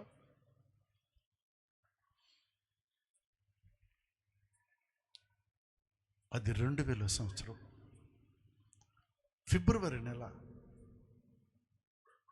27వ తారీఖు అర్ధరాత్రి విశాఖపట్నంలో జగదాంబ సెంటర్ అని ఒక ప్రాముఖ్యమైన సెంటర్ ఉంటుంది. దాని పక్కనే డాబా గార్డెన్స్ అని ఒక ఖరీదైన ప్రాంతం, ఎక్కువ వ్యాపారం జరుగుద్ది అక్కడ. అన్ని సెల్ ఫోన్ షాప్స్, బంగారు షాపులు ఉంటాయి, మీరు వెళ్ళి చూడొచ్చు. ఆ ఖరీదైన ప్రాంతంలో నేను ఒక పెద్ద స్థలం కొన్నానండి. ఎంతని మీరు అడగొద్దు, కొన్ని వందల లక్షల కోట్లు ఇచ్చే కొన్నా. ఎందుకు కొన్నానంటే నా వ్యాపారం, ఇంజనీర్ని కదండి. ఆ ఖరీదైన స్థలంలో ఒక పెద్ద 5 అంతస్తుల భవనాన్ని డిజైన్ చేశాను. నా దగ్గర 6 ఇంజనీర్లు ఉన్నారు, ఇంకా 100 మంది పనులు ఉన్నారు. అందరూ కలిసి ఆ అద్భుతమైన 5 అంతస్తుల భవనాన్ని త్వరగా కట్టేశాం. ఇంకో 10 రోజుల్లో దాన్ని ఓపెన్ చేస్తాం అనగా అది 2000 సంవత్సరం ఫిబ్రవరి నెల 27వ తారీఖు అర్ధరాత్రి ఎవరు ఊహించిన రీతిలో నేను నిర్మాణం చేసిన ఆ పెద్ద 5 అంతస్తుల భవనం ఒక్కసారిగా కుప్పకూలిపోయి నేలమట్టమై పడిపోయింది. ఏంటి పడిపోయింది? నేను కట్టిన పెద్ద 5 అంతస్తుల భవనం. ఎప్పుడైతే అంత పెద్ద 5 అంతస్తుల భవనం కూలిపోయిందో ప్రజలు చూడడానికి వస్తారు, రారా? లక్షల మంది ప్రజలు వచ్చారు. ఎప్పుడైతే ప్రాంతం అంతా లక్షల మంది ప్రజలతో నిండిపోయిందో వాళ్ళ మధ్యకి ఈనాడు, ఆంధ్రజ్యోతి, ఆంధ్రపత్రిక, ఇండియన్ ఎక్స్ప్రెస్, ఈ విలేకరులందరూ వచ్చి ఫోటోలు తీసుకుంటున్నారు పేపర్లు వేయడానికి. పెద్ద బిల్డింగ్ పడిపోయింది వైజాగ్లో. వాళ్ళ వెనక ఈటీవీ వాళ్ళు, జెమిని టీవీ వాళ్ళు, సన్ టీవీ వాళ్ళు వచ్చి కెమెరాలు పెట్టి వార్తలు చూపిస్తున్నారు. ఇదంతా వార్తల్లో చూసిన ప్రజలు చాలామంది వచ్చేస్తున్నారు. వీళ్ళందరూ చూస్తుండగా ఆ కుప్పకూలిపోయిన 5 అంతస్తుల భవంతి శిథిలాల క్రింద భాగమున 4 మనుషులు బ్రతికుండి ఏడుస్తున్నారు. ఇదంతా చూస్తున్న ప్రజలకి భయం వేసదైదా. వెంటనే వాళ్ళు పోలీసులకు ఫోన్ చేశారు. అర్ధరాత్రి చాలామంది పోలీసులు ఆ ప్రమాద స్థలం దగ్గరికి వచ్చారు. వాళ్ళ వెనక ఫైర్ ఇంజిన్లు కూడా వచ్చినాయి. ఈ ఫైర్ సర్వీస్ వాళ్ళు, పోలీసులు కలిపి ఆ కిందన చావు బ్రతుకుల్లో ఏడుస్తున్న ఆ 4 ప్రాణాలు కాపాడడానికి ప్రయత్నాలు చేస్తారా, చేయరా? ఇదంతా టీవీలో చూపిస్తారా, చూపించరా? వార్తల్లో చూసినప్పుడు విశాఖపట్నం కలెక్టర్ గారు, పోలీస్ కమిషనర్ గారు, జిల్లా అధికారి యంత్రాంగం అంతా వచ్చి ఎంక్వైరీ చేస్తున్నారు. అసలు కూలిపోయిన 5 అంతస్తుల భవనం యొక్క యజమాని ఎవరు, ఇంజనీరు ఎవరు, ఎవరి పేరు బయటకు వస్తుంది? భోగి శాంతారాం. వెంటనే అర్ధరాత్రి చాలామంది పోలీసులు మా ఇంటికి వచ్చారు. ఒక భయంకరమైన నేరస్తుని తీసుకెళ్ళినట్లుగా ఆ ప్రమాద స్థలం దగ్గర తీసుకెళ్ళి పోలీసులు నాతో అంటున్నారు, ఆ 4 మనుషులు కానీ బ్రతికి బయటికి రాకపోతే నువ్వు జైలు నుంచి మరల వెనక్కి రావు. నాకు భయం వేస్తుంది. అప్పటి వరకు ఆ 4 ప్రాణాలు కాపాడడానికి ప్రయత్నాలు చేస్తున్న పోలీస్ డిపార్ట్మెంట్ వాళ్ళు, ఫైర్ సర్వీస్ వాళ్ళు నా దగ్గరకు వచ్చి అన్నారు, సార్ కొన్ని గంటల నుంచి మేము ప్రయత్నాలు చేస్తున్నాం, ఒక్కరు కూడా రాలేదు. ఇది మనుషుల చేతులతో సాధ్యమయ్యే పని మాత్రం కాదు. నాకు భయం ఎక్కువైపోయింది. ఇంతలో నాకు అధికారి వచ్చాడు. ఆయన అన్నారు, సార్ పెద్ద పెద్ద యంత్రాలు తెప్పిద్దాం, ఆ యంత్రాల సహాయంతో మనం బతికించవచ్చాను.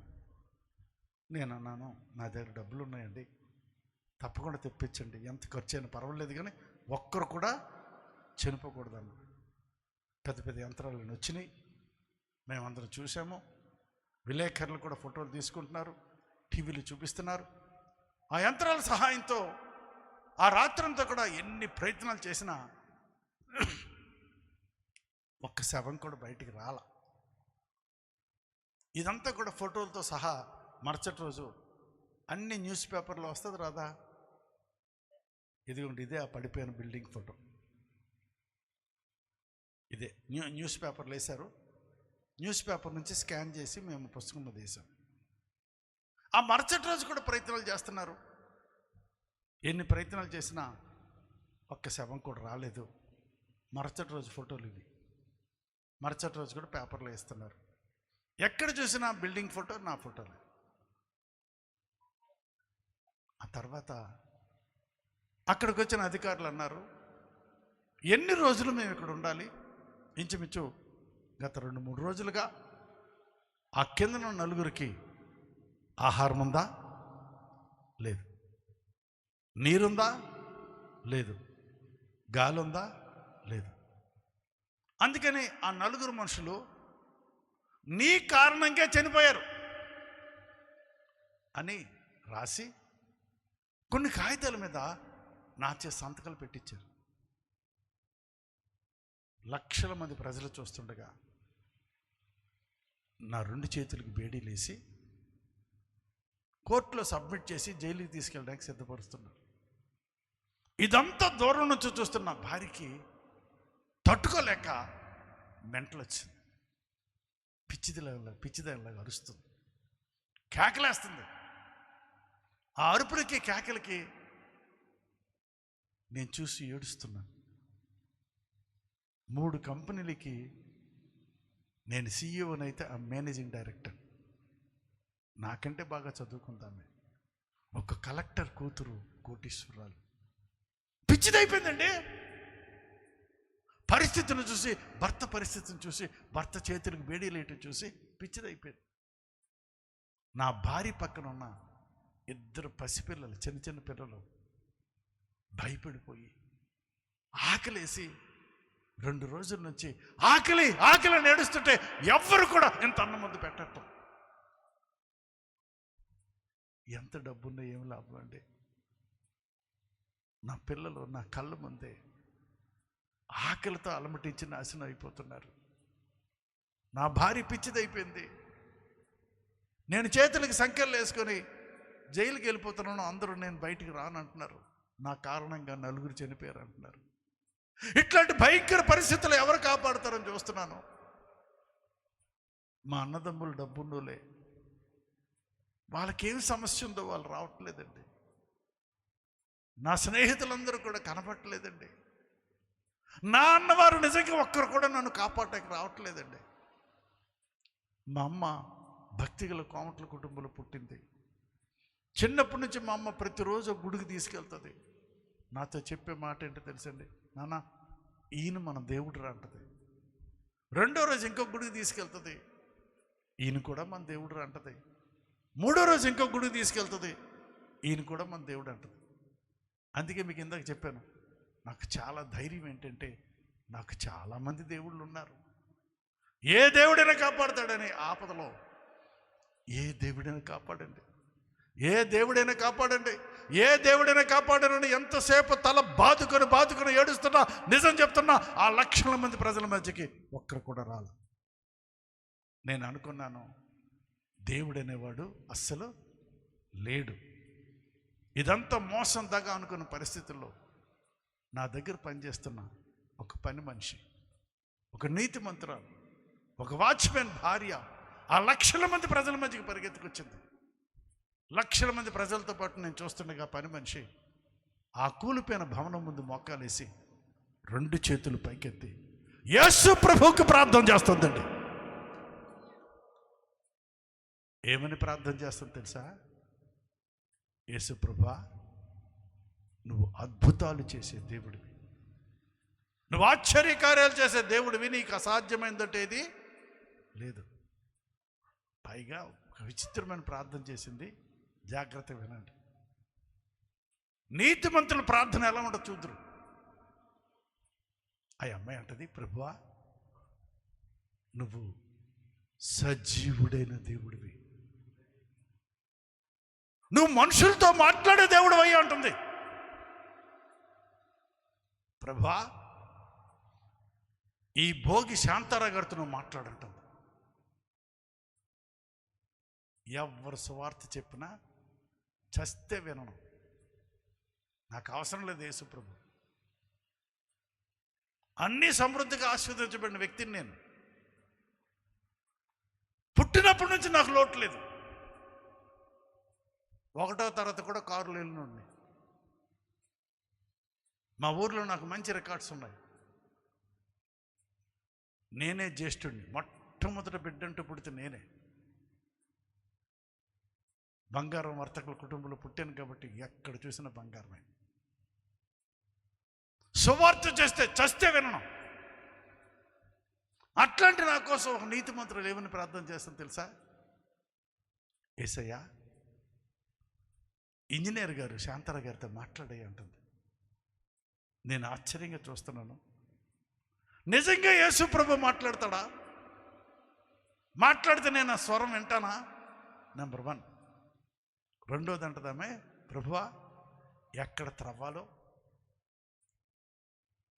చాలా సమయం తవ్వారయ్యా, ఒక్క శవం కూడా రాలేదు.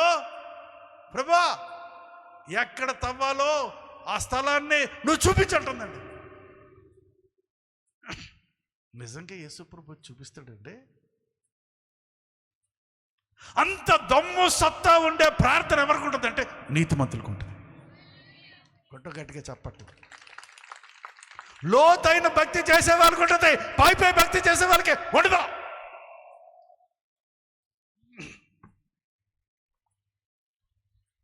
It is a challenge. ఒక పని మనిషికి, లక్షల మంది ప్రజలకి, ప్రభుత్వానికి ఒక ఛాలెంజ్. ఆమంటది ఎక్కడ త్రవ్వాలో ఆ స్థలాన్ని నువ్వు చూపించు. 3వది గంటది ఆ స్థలంలో తవ్విన తర్వాత ఆ 4 మనుషులు సజీవులుగా బ్రతికి రావాలి అంటుంది. గట్టిగా చెప్పండి. Such a powerful confident. పిల్లరా ఎప్పుడైతే అలా ప్రార్థన చేసిందో నేనన్నాను, ఇదిగో అమ్మాయి, నిజంగా యేసు ప్రభు నాతో మాట్లాడితే, నిజంగా యేసు ప్రభు ఎక్కడ తవ్వాలో ఆ స్థలాన్ని చూపిస్తే, నిజంగా యేసు ప్రభు ఆ 4 మనుషుల్ని సజీవులుగా బ్రతికి తీసుకొస్తే నేను క్రైస్తవుడిగా మారిపోతాను అన్నానండి. డబ్బు కోసమా? ఇంపాసిబుల్. మత మార్పిడా? ఇంపాసిబుల్. వెంటనే ఆమె మోకాలేసి లక్షల మంది ప్రజలతో పాటు నేను చూస్తుండగా ఆ పడిపోయిన బిల్డింగ్ మీద మోకాలేసి ఏమని ప్రార్థన చేస్తుంది తెలుసా? ప్రభువా శాంతారావు గారితో మాట్లాడు.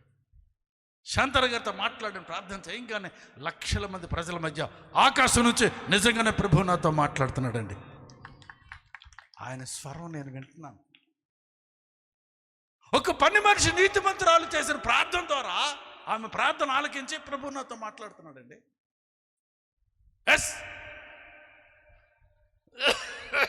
నేను ఇలా సాక్ష్యం చెప్తాను, ఎప్పుడు అనుకోలే. ప్రభు నాతో ఏమంటున్నాడు తెలుసా? నా కుమారుడా, నా కుమారుడా.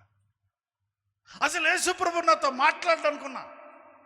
ఒకవేళ మాట్లాడినా యేసు ప్రభు డెఫినెట్గా నన్ను శిక్షించాలి. ఎందుకో తెలుసా? నిజంగా జరిగింది ఒకటి చెప్తా. మీకు ముందే చెప్పానుగా నేను కోమట్ల కుటుంబంలో పుట్టానని. మా తాతగారు మా అందరికి ఒక మాట ఎప్పుడు చెప్తారు, ఏమని తెలుసా? నాన్న, మనం అంటరానిది ఏదైనా ముట్టుకుంటే ఇంటికి వచ్చి ఏం చేయాలట? అందరికీ తెలిసిందిగా, స్నానం చేయాలి. ఇది మాత్రం జాగ్రత్తగా చూసుకుంటాడు. చిన్నప్పుడు నాకు ఒక స్నేహితుడు ఉండేవాడు, క్రిస్టియన్. నేనంటే అడిగి ప్రాణం. చిన్నప్పటి నుంచి తెలిసి తెలియక నా కోసం ప్రార్థన చేసేవాడు. నాకు నచ్చేది కాదు, అది ఒక్కటే. ఒరే, నీ దేవుడు నీకు, నా దేవుడు నాకు. మన స్నేహం ముందుకు వెళ్ళాలంటే ఎప్పుడు యేసుప్రభు గురించి నాకు చెప్పొద్దు, సువార్త నాకు చెయ్యొద్దు, నేను నీకేం చెప్పను, మన ఇద్దరు ఫ్రెండ్స్గా ఉందాం. కానీ ఆడు నాతో ఏం అనకుండా రోడ్డు మీద మోకాలేసి ఏడుస్తూ నా కోసం ప్రార్థన చేసేవాడు. నాకేం చెప్పేవాడు కాదు. ఏదోలే వాళ్ళు ప్రార్థనలు చేసుకుంటారు, మనకేంటి అనుకునేవాడు. వాడు ప్రతి క్రిస్మస్కి నాకు గిఫ్ట్ ఇచ్చేవాడు. ఆ క్రిస్మస్కి ప్రత్యేకంగా ఒక గిఫ్ట్ ప్యాక్ చేసి ఇచ్చాడు. నేను అడిగాను, ఈ ప్యాకెట్లో ఏముందిరా అని. ఇప్పి చూడరా అన్నాడు. ఇప్పితే ఎప్పుడు లేనిది ఆ ప్యాకెట్లో ఒక కేకు మొక్క, ఒక బైబిల్ ఉంది. ఎప్పుడైతే బైబిల్ నా చేతికి తగిలిందో, అంటరాని బైబిలు నా చేతికి తగిలింది. ఆ మాట అన్నందుకు దేవుడు నన్ను క్షమించను కాక. ఎప్పుడైతే ఆ బైబిల్ నాకు తగిలిందో, చక్కటి బట్టలు వేసుకున్నాను, కొత్త బట్టలు. ఇంటికి వెళ్ళి స్నానం చేయాలిగా బట్టలతో. పిచ్చి కోపం వచ్చి ఆ బైబిల్ని కేక మొక్కని రోడ్డు మీద కొట్టి థూ థూ అని ఉమ్మేసే. ఆ బైబిల్ని కాళ్ళతో తొక్కుతున్నా. బైబిల్ నేను కాళ్ళతో తొక్కుతున్నానంటే ఎవరిని తొక్కినట్టు? యేసుప్రభుని. ఇది పచ్చి నిజం. ఎక్కడ ఒప్పుకోపోయినా అక్కడ ఒప్పుకోవాలి. వాడు ఏడుస్తున్నాడు. బైబిల్ కాలుతో తొక్కినందుకు వాడు ఏడుస్తూ మోక్కలేసి ప్రార్థన చేస్తున్నాడు. నేను ఆనందపడుతున్నాను, సంతోషిస్తున్నాను. నేను ఎంత క్రీస్తు విరోధనో మా ఊరు చెడుది చెప్తారు. అట్లాంటి నన్ను యేసు ప్రభు ఏమని పిలాలి? నేను యేసు ప్రభు దృష్టిలో బైబిల్ తొక్కిన దుష్టుడిని. దుష్టుడికి ఏమయ్యాలి? శిక్ష, ఆశీర్వాదమా? పిల్లరా, నన్ను ఆశీర్వదించడానికి ఆ ప్రేమ కలిగిన దేవుడు నన్ను నా కుమారుడా అని పిలుస్తుంటే తెలియకుండా ఏడుస్తున్నానండి. నా స్నేహితుడు ఏడుస్తున్నాడు, నేను ఏడుస్తున్నాను. పిల్లరా, నేను ఎక్కడ ఏడుస్తున్నానంటే ఆ పడిపోయిన బిల్డింగ్ దగ్గర. నా స్నేహితుడు ఎక్కడ ఏడుస్తున్నాడంటే నేను బైబిల్ తొక్కిన స్థలం దగ్గర మోకాలేసి రోడ్డు మీద ఏడుస్తున్నాడు.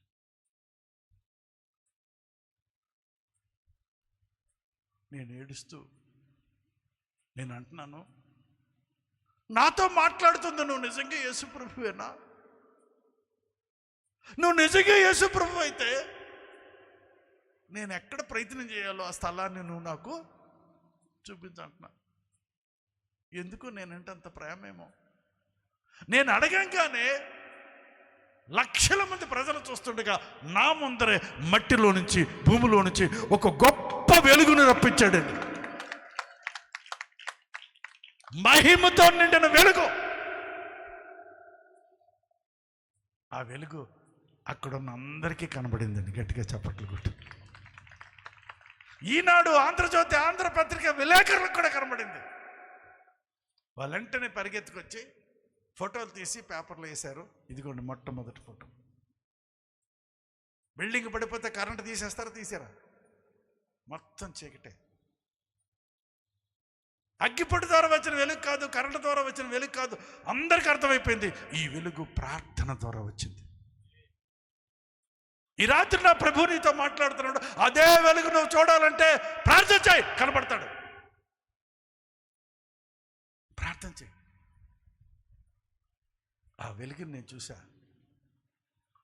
ఆ వెలుగులో నుంచి ప్రభు నాతో మాట్లాడుతున్నాడు. నా కుమారుడా, ఇక్కడే ప్రయత్నం చేయి, ఆ నలుగురు బతికొస్తారని చెప్తున్నాడు. ఇప్పుడు ప్రయత్నం చేయాలొద్దా? 100కి 100 ప్రయత్నం చేయాలని డిసైడ్ అయ్యా. పరిగెత్తుకెళ్ళా. ఈ పోలీసులు, ఫైర్ సర్వీస్ వాళ్ళు ప్రయత్నించి పడేసిన పనిముట్లు ఉంటే అందులో మీరు గడ్డపాలు అంటారు, గడ్డపార అంటారు. గడ్డ పలుకుని తీసుకున్నాను చిన్నది, పరిగెత్తికి వచ్చాను. నేనే తవ్వుతున్నాను. ఇదంతా పోలీసులు చూస్తారా చూడరా? 2 పోలీసులు నాకు సహాయం వచ్చారు, 2 ఫైర్ సర్వీస్ వాళ్ళు సహాయం వచ్చారు. మేము 5 తవ్వుతున్నాం, అందరూ చూస్తున్నారు. ఏం జరుగుద్దో చూద్దాం.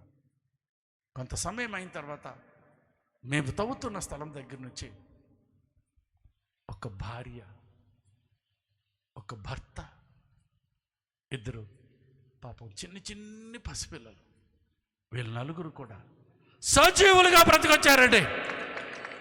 4 బ్రతికొచ్చారు. గొడ్డ చేపట్ల లక్షల మందితో నేను చూశాను. ఈనాడు, ఆంధ్రజ్యోతి, ఆంధ్రపత్రిక విలేకరులు ఆశ్చర్యపోయారు. పరిగెత్తుకొచ్చి ఫోటోలు తీసి అన్ని పేపర్లో వేశారు. 4 బ్రతికొచ్చినట్టు. దీన్ని ఎవరైనా కాదనగలరా? ఇంపాసిబుల్. ఎప్పుడైతే 4 బ్రతికి రావడం అందరూ చూశారో, నా కంపెనీలో పనిచేస్తున్న వందల మంది పనివారు క్రైస్తవులుగా మారిపోయారు. నాతో పనిచేస్తున్న ఇంజనీర్లు, నేను కూడా క్రైస్తవులుగా మారిపోయాను. బ్రిల్లరా, ఆ కింద నుంచి బతికొచ్చిన 4 క్రైస్తవులు కాదు, భయంకరమైన యేసుప్రభుకు విరోధులు. పచ్చి బూతులు తిడతారు యేసుప్రభు. వాళ్ళు వేలమల కుటుంబానికి చెందిన వాళ్ళు. ఆ కింద నుంచి బతికొచ్చిన ఆయన పెద్ద అపార్ట్మెంట్ బిల్డింగ్లు కట్టి లక్షలు సంపాదించే మనిషి ఈరోజు దేవుని సేవకుడిగా మారిపోయాడు. వాళ్ళు బతికే ఉన్నారు. వీళ్ళు ఎంతమంది వాళ్ళని చూడాలనుకుంటున్నారు? చేతులు ఎత్తడం ధైర్యంగా. రానున్న రోజుల్లో ఆ బిల్డింగ్ కింద బతికొచ్చిన వారు మీ మధ్యకు వచ్చుదురుగాక, సాక్ష్యము చెప్పుదురుగాక, ఈ ప్రాంతం అంతా భూకంపం వచ్చునుగాక. గట్టిగా చెప్పండి రా. 70 సంవత్సరాలు నేను ఎంత గట్టిగా అంటుంటే మీకు పౌరుషం రావద్దు. అసలు ఎలా ఉండాలి? ఖర్జూర వృక్షంలాగా కేకలు వేయాలి. ప్రియులారా, నేను విశాఖపట్నం సెంట్రల్ జైల్లో కూడా ఉన్నా. జైల్లో ఉన్న నేను ఎలా బయటకు వచ్చాను అవన్నీ చెప్పడానికి అవ్వదు. పుస్తకంలో ఉన్నా, చూసుకోండి. అన్ని గవర్నమెంట్ సర్టిఫికేట్లతో ఉంటుంది. పుస్తకాలు కూడా అయిపోయి ప్రింటింగ్కి ఇచ్చాం, కొద్దిగా ఉంటాయి, తీసుకోండి.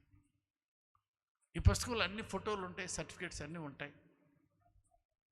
ఆ బతికొచ్చిన వాళ్ళ ఫోన్ నెంబర్ ఉంటుంది, ఒకసారి ఫోన్ చేయండి వాళ్ళకి. ఎంతమంది చేస్తారు? ప్రైజ్లా ఫోన్ చేయండి. ఇది యథార్థం. క్రీస్తు విరోధులు, సైతాన్ గాడు రకరకాలుగా బురదలు జల్లి ఇదంతా అబద్ధం ఒకప్పుడు చెప్పినా, ఆ బతికొచ్చిన దేవుడు క్రైస్తవులుగా మార్చాడు. వాళ్ళు ఎన్ని ఫోన్లు చేసిన అబద్ధం చెప్పండి, వాళ్ళు చెప్పట్లా. అన్ని ప్రూఫ్స్ ఇందులో ఉన్నాయి. దేవుడు నమ్మదగినోడు కదండి. అంచేత ప్రియులారా, ఈ పుస్తకం దీని మీద 50 రూపాయలు ఉంటుంది. నాకు అంత డబ్బులు అక్కర్లేదు, నాకు అవసరం లేదు. మళ్ళీ ప్రింటింగ్ చేయాలి కదా, చేయలేదా? దీని ప్రింటింగ్ ఖర్చుల నిమిత్తం మాకు 28 రూపాయలు ఇస్తే చాలు, మేము ప్రింట్ చేసుకుంటాం. తమ్ముళ్ళు అక్కడ స్టాల్ పెట్టినట్టున్నారు. ఎక్కడ పెట్టారు పుస్తకాలు? ఎక్కడ పెట్టారు? ఆ వెనకనే అదే తమ్ముడు ఉన్నాడు. అంచేత తుమ్మ చెట్టు దగ్గర ఉన్నాయి, ఖర్జూరపు చెట్టు దగ్గర ఉన్నట్టుంది. మంచిది. ప్రియులారా, మరి ఆ 2 రూపాయల చిల్లరాలు ఇవ్వలేరు కాబట్టి ప్రింటింగ్ ఇచ్చేస్తాం. ఓకేనా? మీకు ఇష్టమే కదా. మీరు ఎవరైనా సువార్త చేసి మా కుటుంబాల్లో ఇంకా బంధువులు ఇంకా కొంతమంది క్రైస్తవులు అవ్వలేదంటే ఈ పుస్తకం ఇవ్వండి, చదవమనండి. ఈ పుస్తకం వెళ్తే ఆటోమేటిక్గా చదువుతారులేండి. ఎందుకంటే దీని మీద టైటిల్ ఏముందంటే దేవుడు మనిషితో మాట్లాడతాడా? వాళ్ళకి ఆశ ఉంటుంది, దేవుడు మాట్లాడతాడు నిజంగా, చదువుతారు. అంచేత ప్రియులారా, 2 పుస్తకాలు 50 రూపాయలకి ఉండరా తమ్ముళ్ళారా? 3 రూపాయలు మనమే వేద్దాం. 100 రూపాయలు ఖర్చు పెడితే పేదలు అయిపోతామేంటి? అవ్వం కదా. 4 ఆత్మలు సంపాదించవచ్చు. 100 రూపాయలు 4 పుస్తకాలు ఇస్తారు, తీసుకోండి.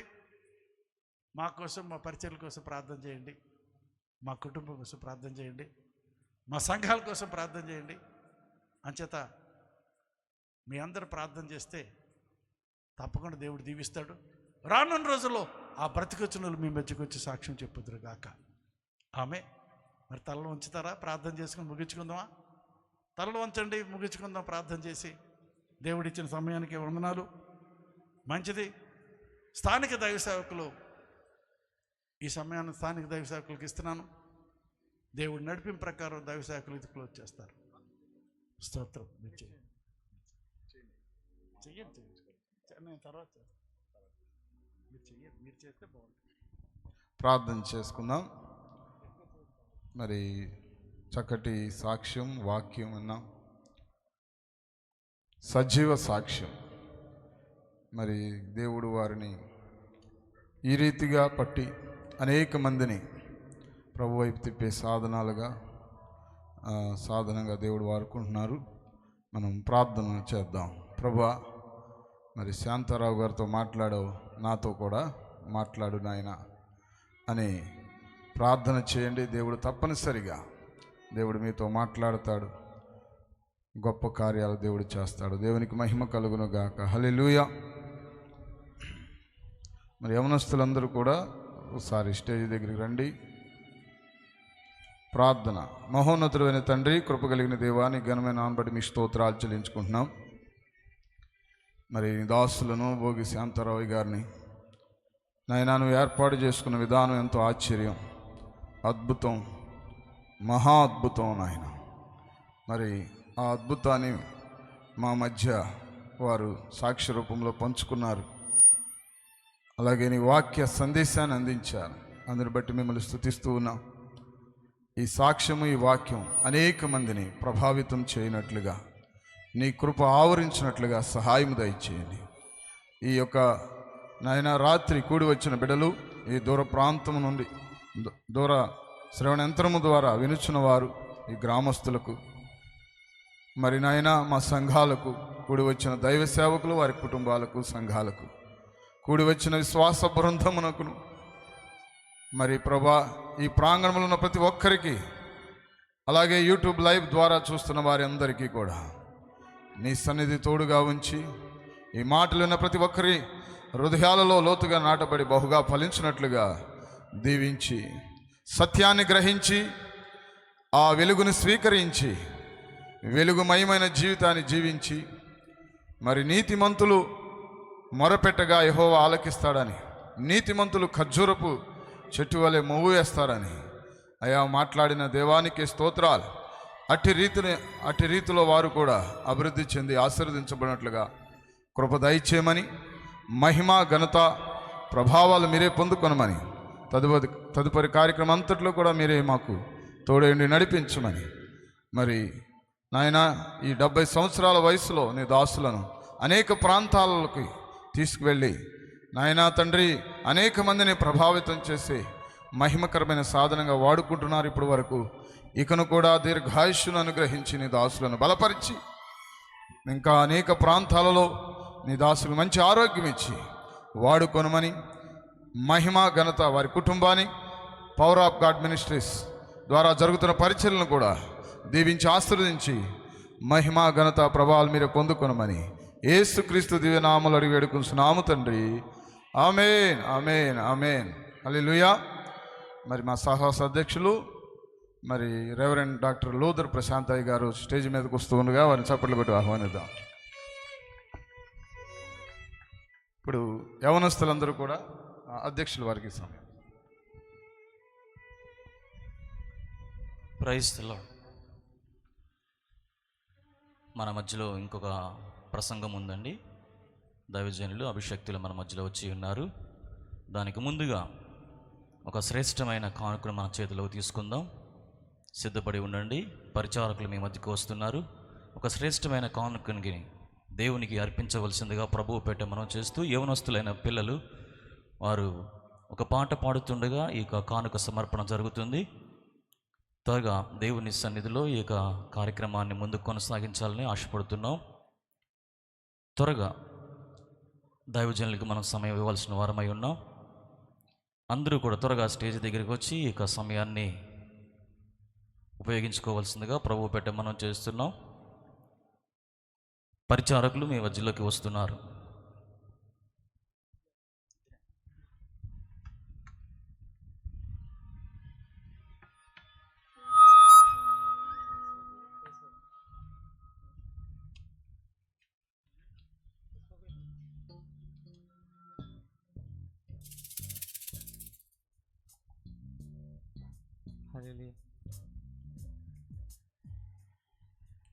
సుమధుర స్వరముల గానాలతో వేలాది దూతల గళములతో కొనియాడబడుచున్న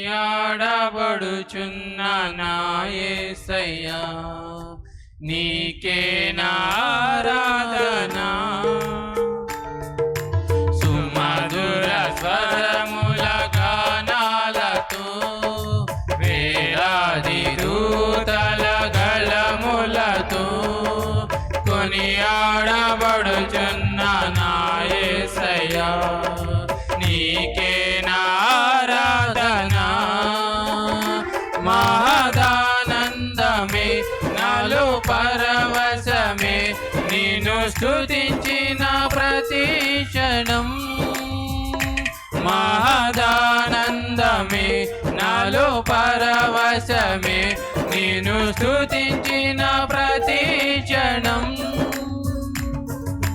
సుమధుర స్వరముల గానాలతో వేలాది దూతల గళములతో కొనియాడబడుచున్న నా యేసయ్యా, నీకే నా ఆరాధన.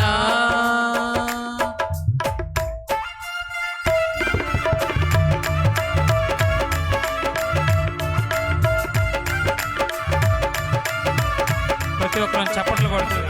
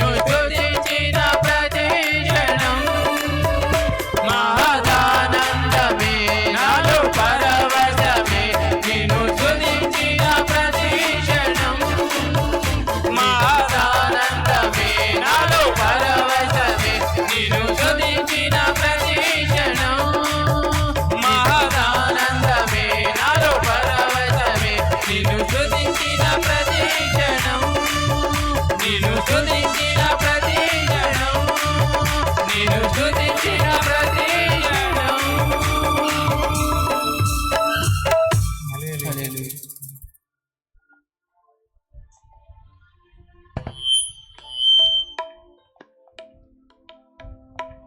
Praise the Lord. హల్లెలూయా. రెండు హస్తముల పైకెత్తి దేవాది దేవునికి స్తోత్రాలు అర్పణ చేద్దాం. హల్లెలూయా. మంచిది. ఈరోజు మొదటిగా మన మధ్యలోకి వచ్చి మన ఆహ్వానాన్ని మన్నించి భోగి శాంతరావయ్య గారు సాక్ష్యము వరం మరియు దేవుని యొక్క దైవ సందేశాన్ని మనందరికీ పంచిపెట్టినందుకు బెతేలు సంఘము తరపున పాస్టర్ గారి తరపున సగౌరవంగా వందన సమర్పణ చేస్తున్నామండి. అందరూ చప్పలు కొట్టి దేవుని నామాన్ని మహిమపరుద్దాం. హల్లెలూయా, హల్లెలూయా. మంచిది. ఇక్కడ కొన్ని అనౌన్స్మెంట్ ఉన్నాయండి, ఎవరు వెళ్ళిపోవద్దండి. అందరికీ ప్రేమ విందు వాక్యము అనంతరము మీకు ప్రేమ విందు ఏర్పాటు చేయడం జరిగింది. ఆ తర్వాత ఇప్పుడు పాట పాడిన యవనస్తులు ఉన్నారు కదా, వారు చాలా పరిచర్య చేశారనమాట. సో వారి కోసం ప్రార్థించండి. ఇంకను సంఘములో ఈ ప్రాంతము నుంచి అనేక మంది యవనస్తులు సంఘానికి మూల స్తంభాలుగా నిలబడేవారు కావాలని మీరందరూ ప్రార్థించవలసిందిగా ప్రభువు పేట మనం చేస్తున్నాం. ఆ తర్వాత చూసినట్లయితే అక్కడ స్టాల్ పెట్టబడిన దగ్గర ఇక్కడ ఒక బుక్ ఉందన్నమాట. పాత నిబంధనలో స్త్రీల సమాచారం గురించి 43 స్త్రీల సమాచారాలు ఇక్కడ ఉన్నాయన్నమాట. 44వది వారి యొక్క సాక్ష్యాన్ని ఏర్పాటు చేయడం జరిగింది. ఈ బుక్ కొన్ని మాత్రమే ఉన్నాయి, అయిపోవచ్చినాయండి. చాలా చక్కగా స్వీట్గా, అంటే చక్కగా ముచ్చటగా తక్కువ సమాచారము కాకుండా అన్ని విధాలుగా కవర్ చేసుకుంటా ఇక బుక్ రాశారు. రాసిన వ్యక్తి ఎవరో కాదండి, దైవ సేవకురాలు సిస్టర్ ప్రశాంతి గారు ఉన్నారు అనమాట. ఇందాక సాక్ష్యం చెప్పారు కదా, వారు రాశారనమాట ఆ బుక్ని. కాబట్టి మీకు ఎవరైనా కావాలంటే అక్కడ తీసుకుని వెళ్ళవలసిందిగా ప్రభు పెట్ట మనం చేస్తున్నాం. బెతేలు స్తుతి గీతముల పాటల పుస్తకం కూడా అందుబాటులో ఉంది. దాన్ని కూడా మీరు మీ యొక్క దేవుని సన్నిధిలో సంఘంలో వాడుకోవాలన్న పరిచర్యలు ఉంటే చక్కగా మీరు కూడా దాన్ని తీసుకెళ్ళవచ్చు. అంటే దేనికి దానికి డివైడ్ చేసి పెట్టారనమాట. ఏ పాటలు ఏ కావాలంటే హెడ్డింగ్ పెట్టి చక్కగా బాగుంటుంది. దేవుని సన్నిధిలో ఇప్పుడు కానుకల నిమిత్తము పెడ నుంచి వచ్చిన ఇస్రాయేలయ్య గారు మన మధ్యలో ఉన్నారు. వారు వచ్చి ఒక చిన్న ప్రార్థన చేస్తారండి. అందరూ కూడా తలలో వంచి కళ్ళు మూసుకుందాం. కానుకల నిమిత్తము మరియు వాక్య పరిచర్య కోసము చిన్న ప్రార్థన. పరిశుద్ధుడా, దయగల ప్రభువా, మహిమ స్వరూపైన మా తండ్రి, నీకు వందనాలు, స్తోత్రాలు నాయనా. ఈ 3 రోజులు ప్రభువా ఇక్కడ మీటింగ్లు జరగటానికి నువ్వు ఇచ్చిన కృపను బట్టి నీకు స్తోత్రాలు. అనేక మంది నీ దాసులు వచ్చి ప్రభువా వర్తమానం అందిస్తున్నారు. అంతో ఖర్చుతో కూడిన పరిస్థితులు కనుక ప్రభా ఇగో నాయన ఎత్తబడిన విత్తనాలు ప్రభా నీ యొక్క నాయన 30 దంతులుగా 60 దంతులుగా 100 దంతులుగా ఫలించడానికి నీ కృపను గ్రహించమని సన్నిధిలో ప్రార్థిస్తున్నాను. నీ దాసులు నిలబెట్టుకొని చక్కటి వర్తమానం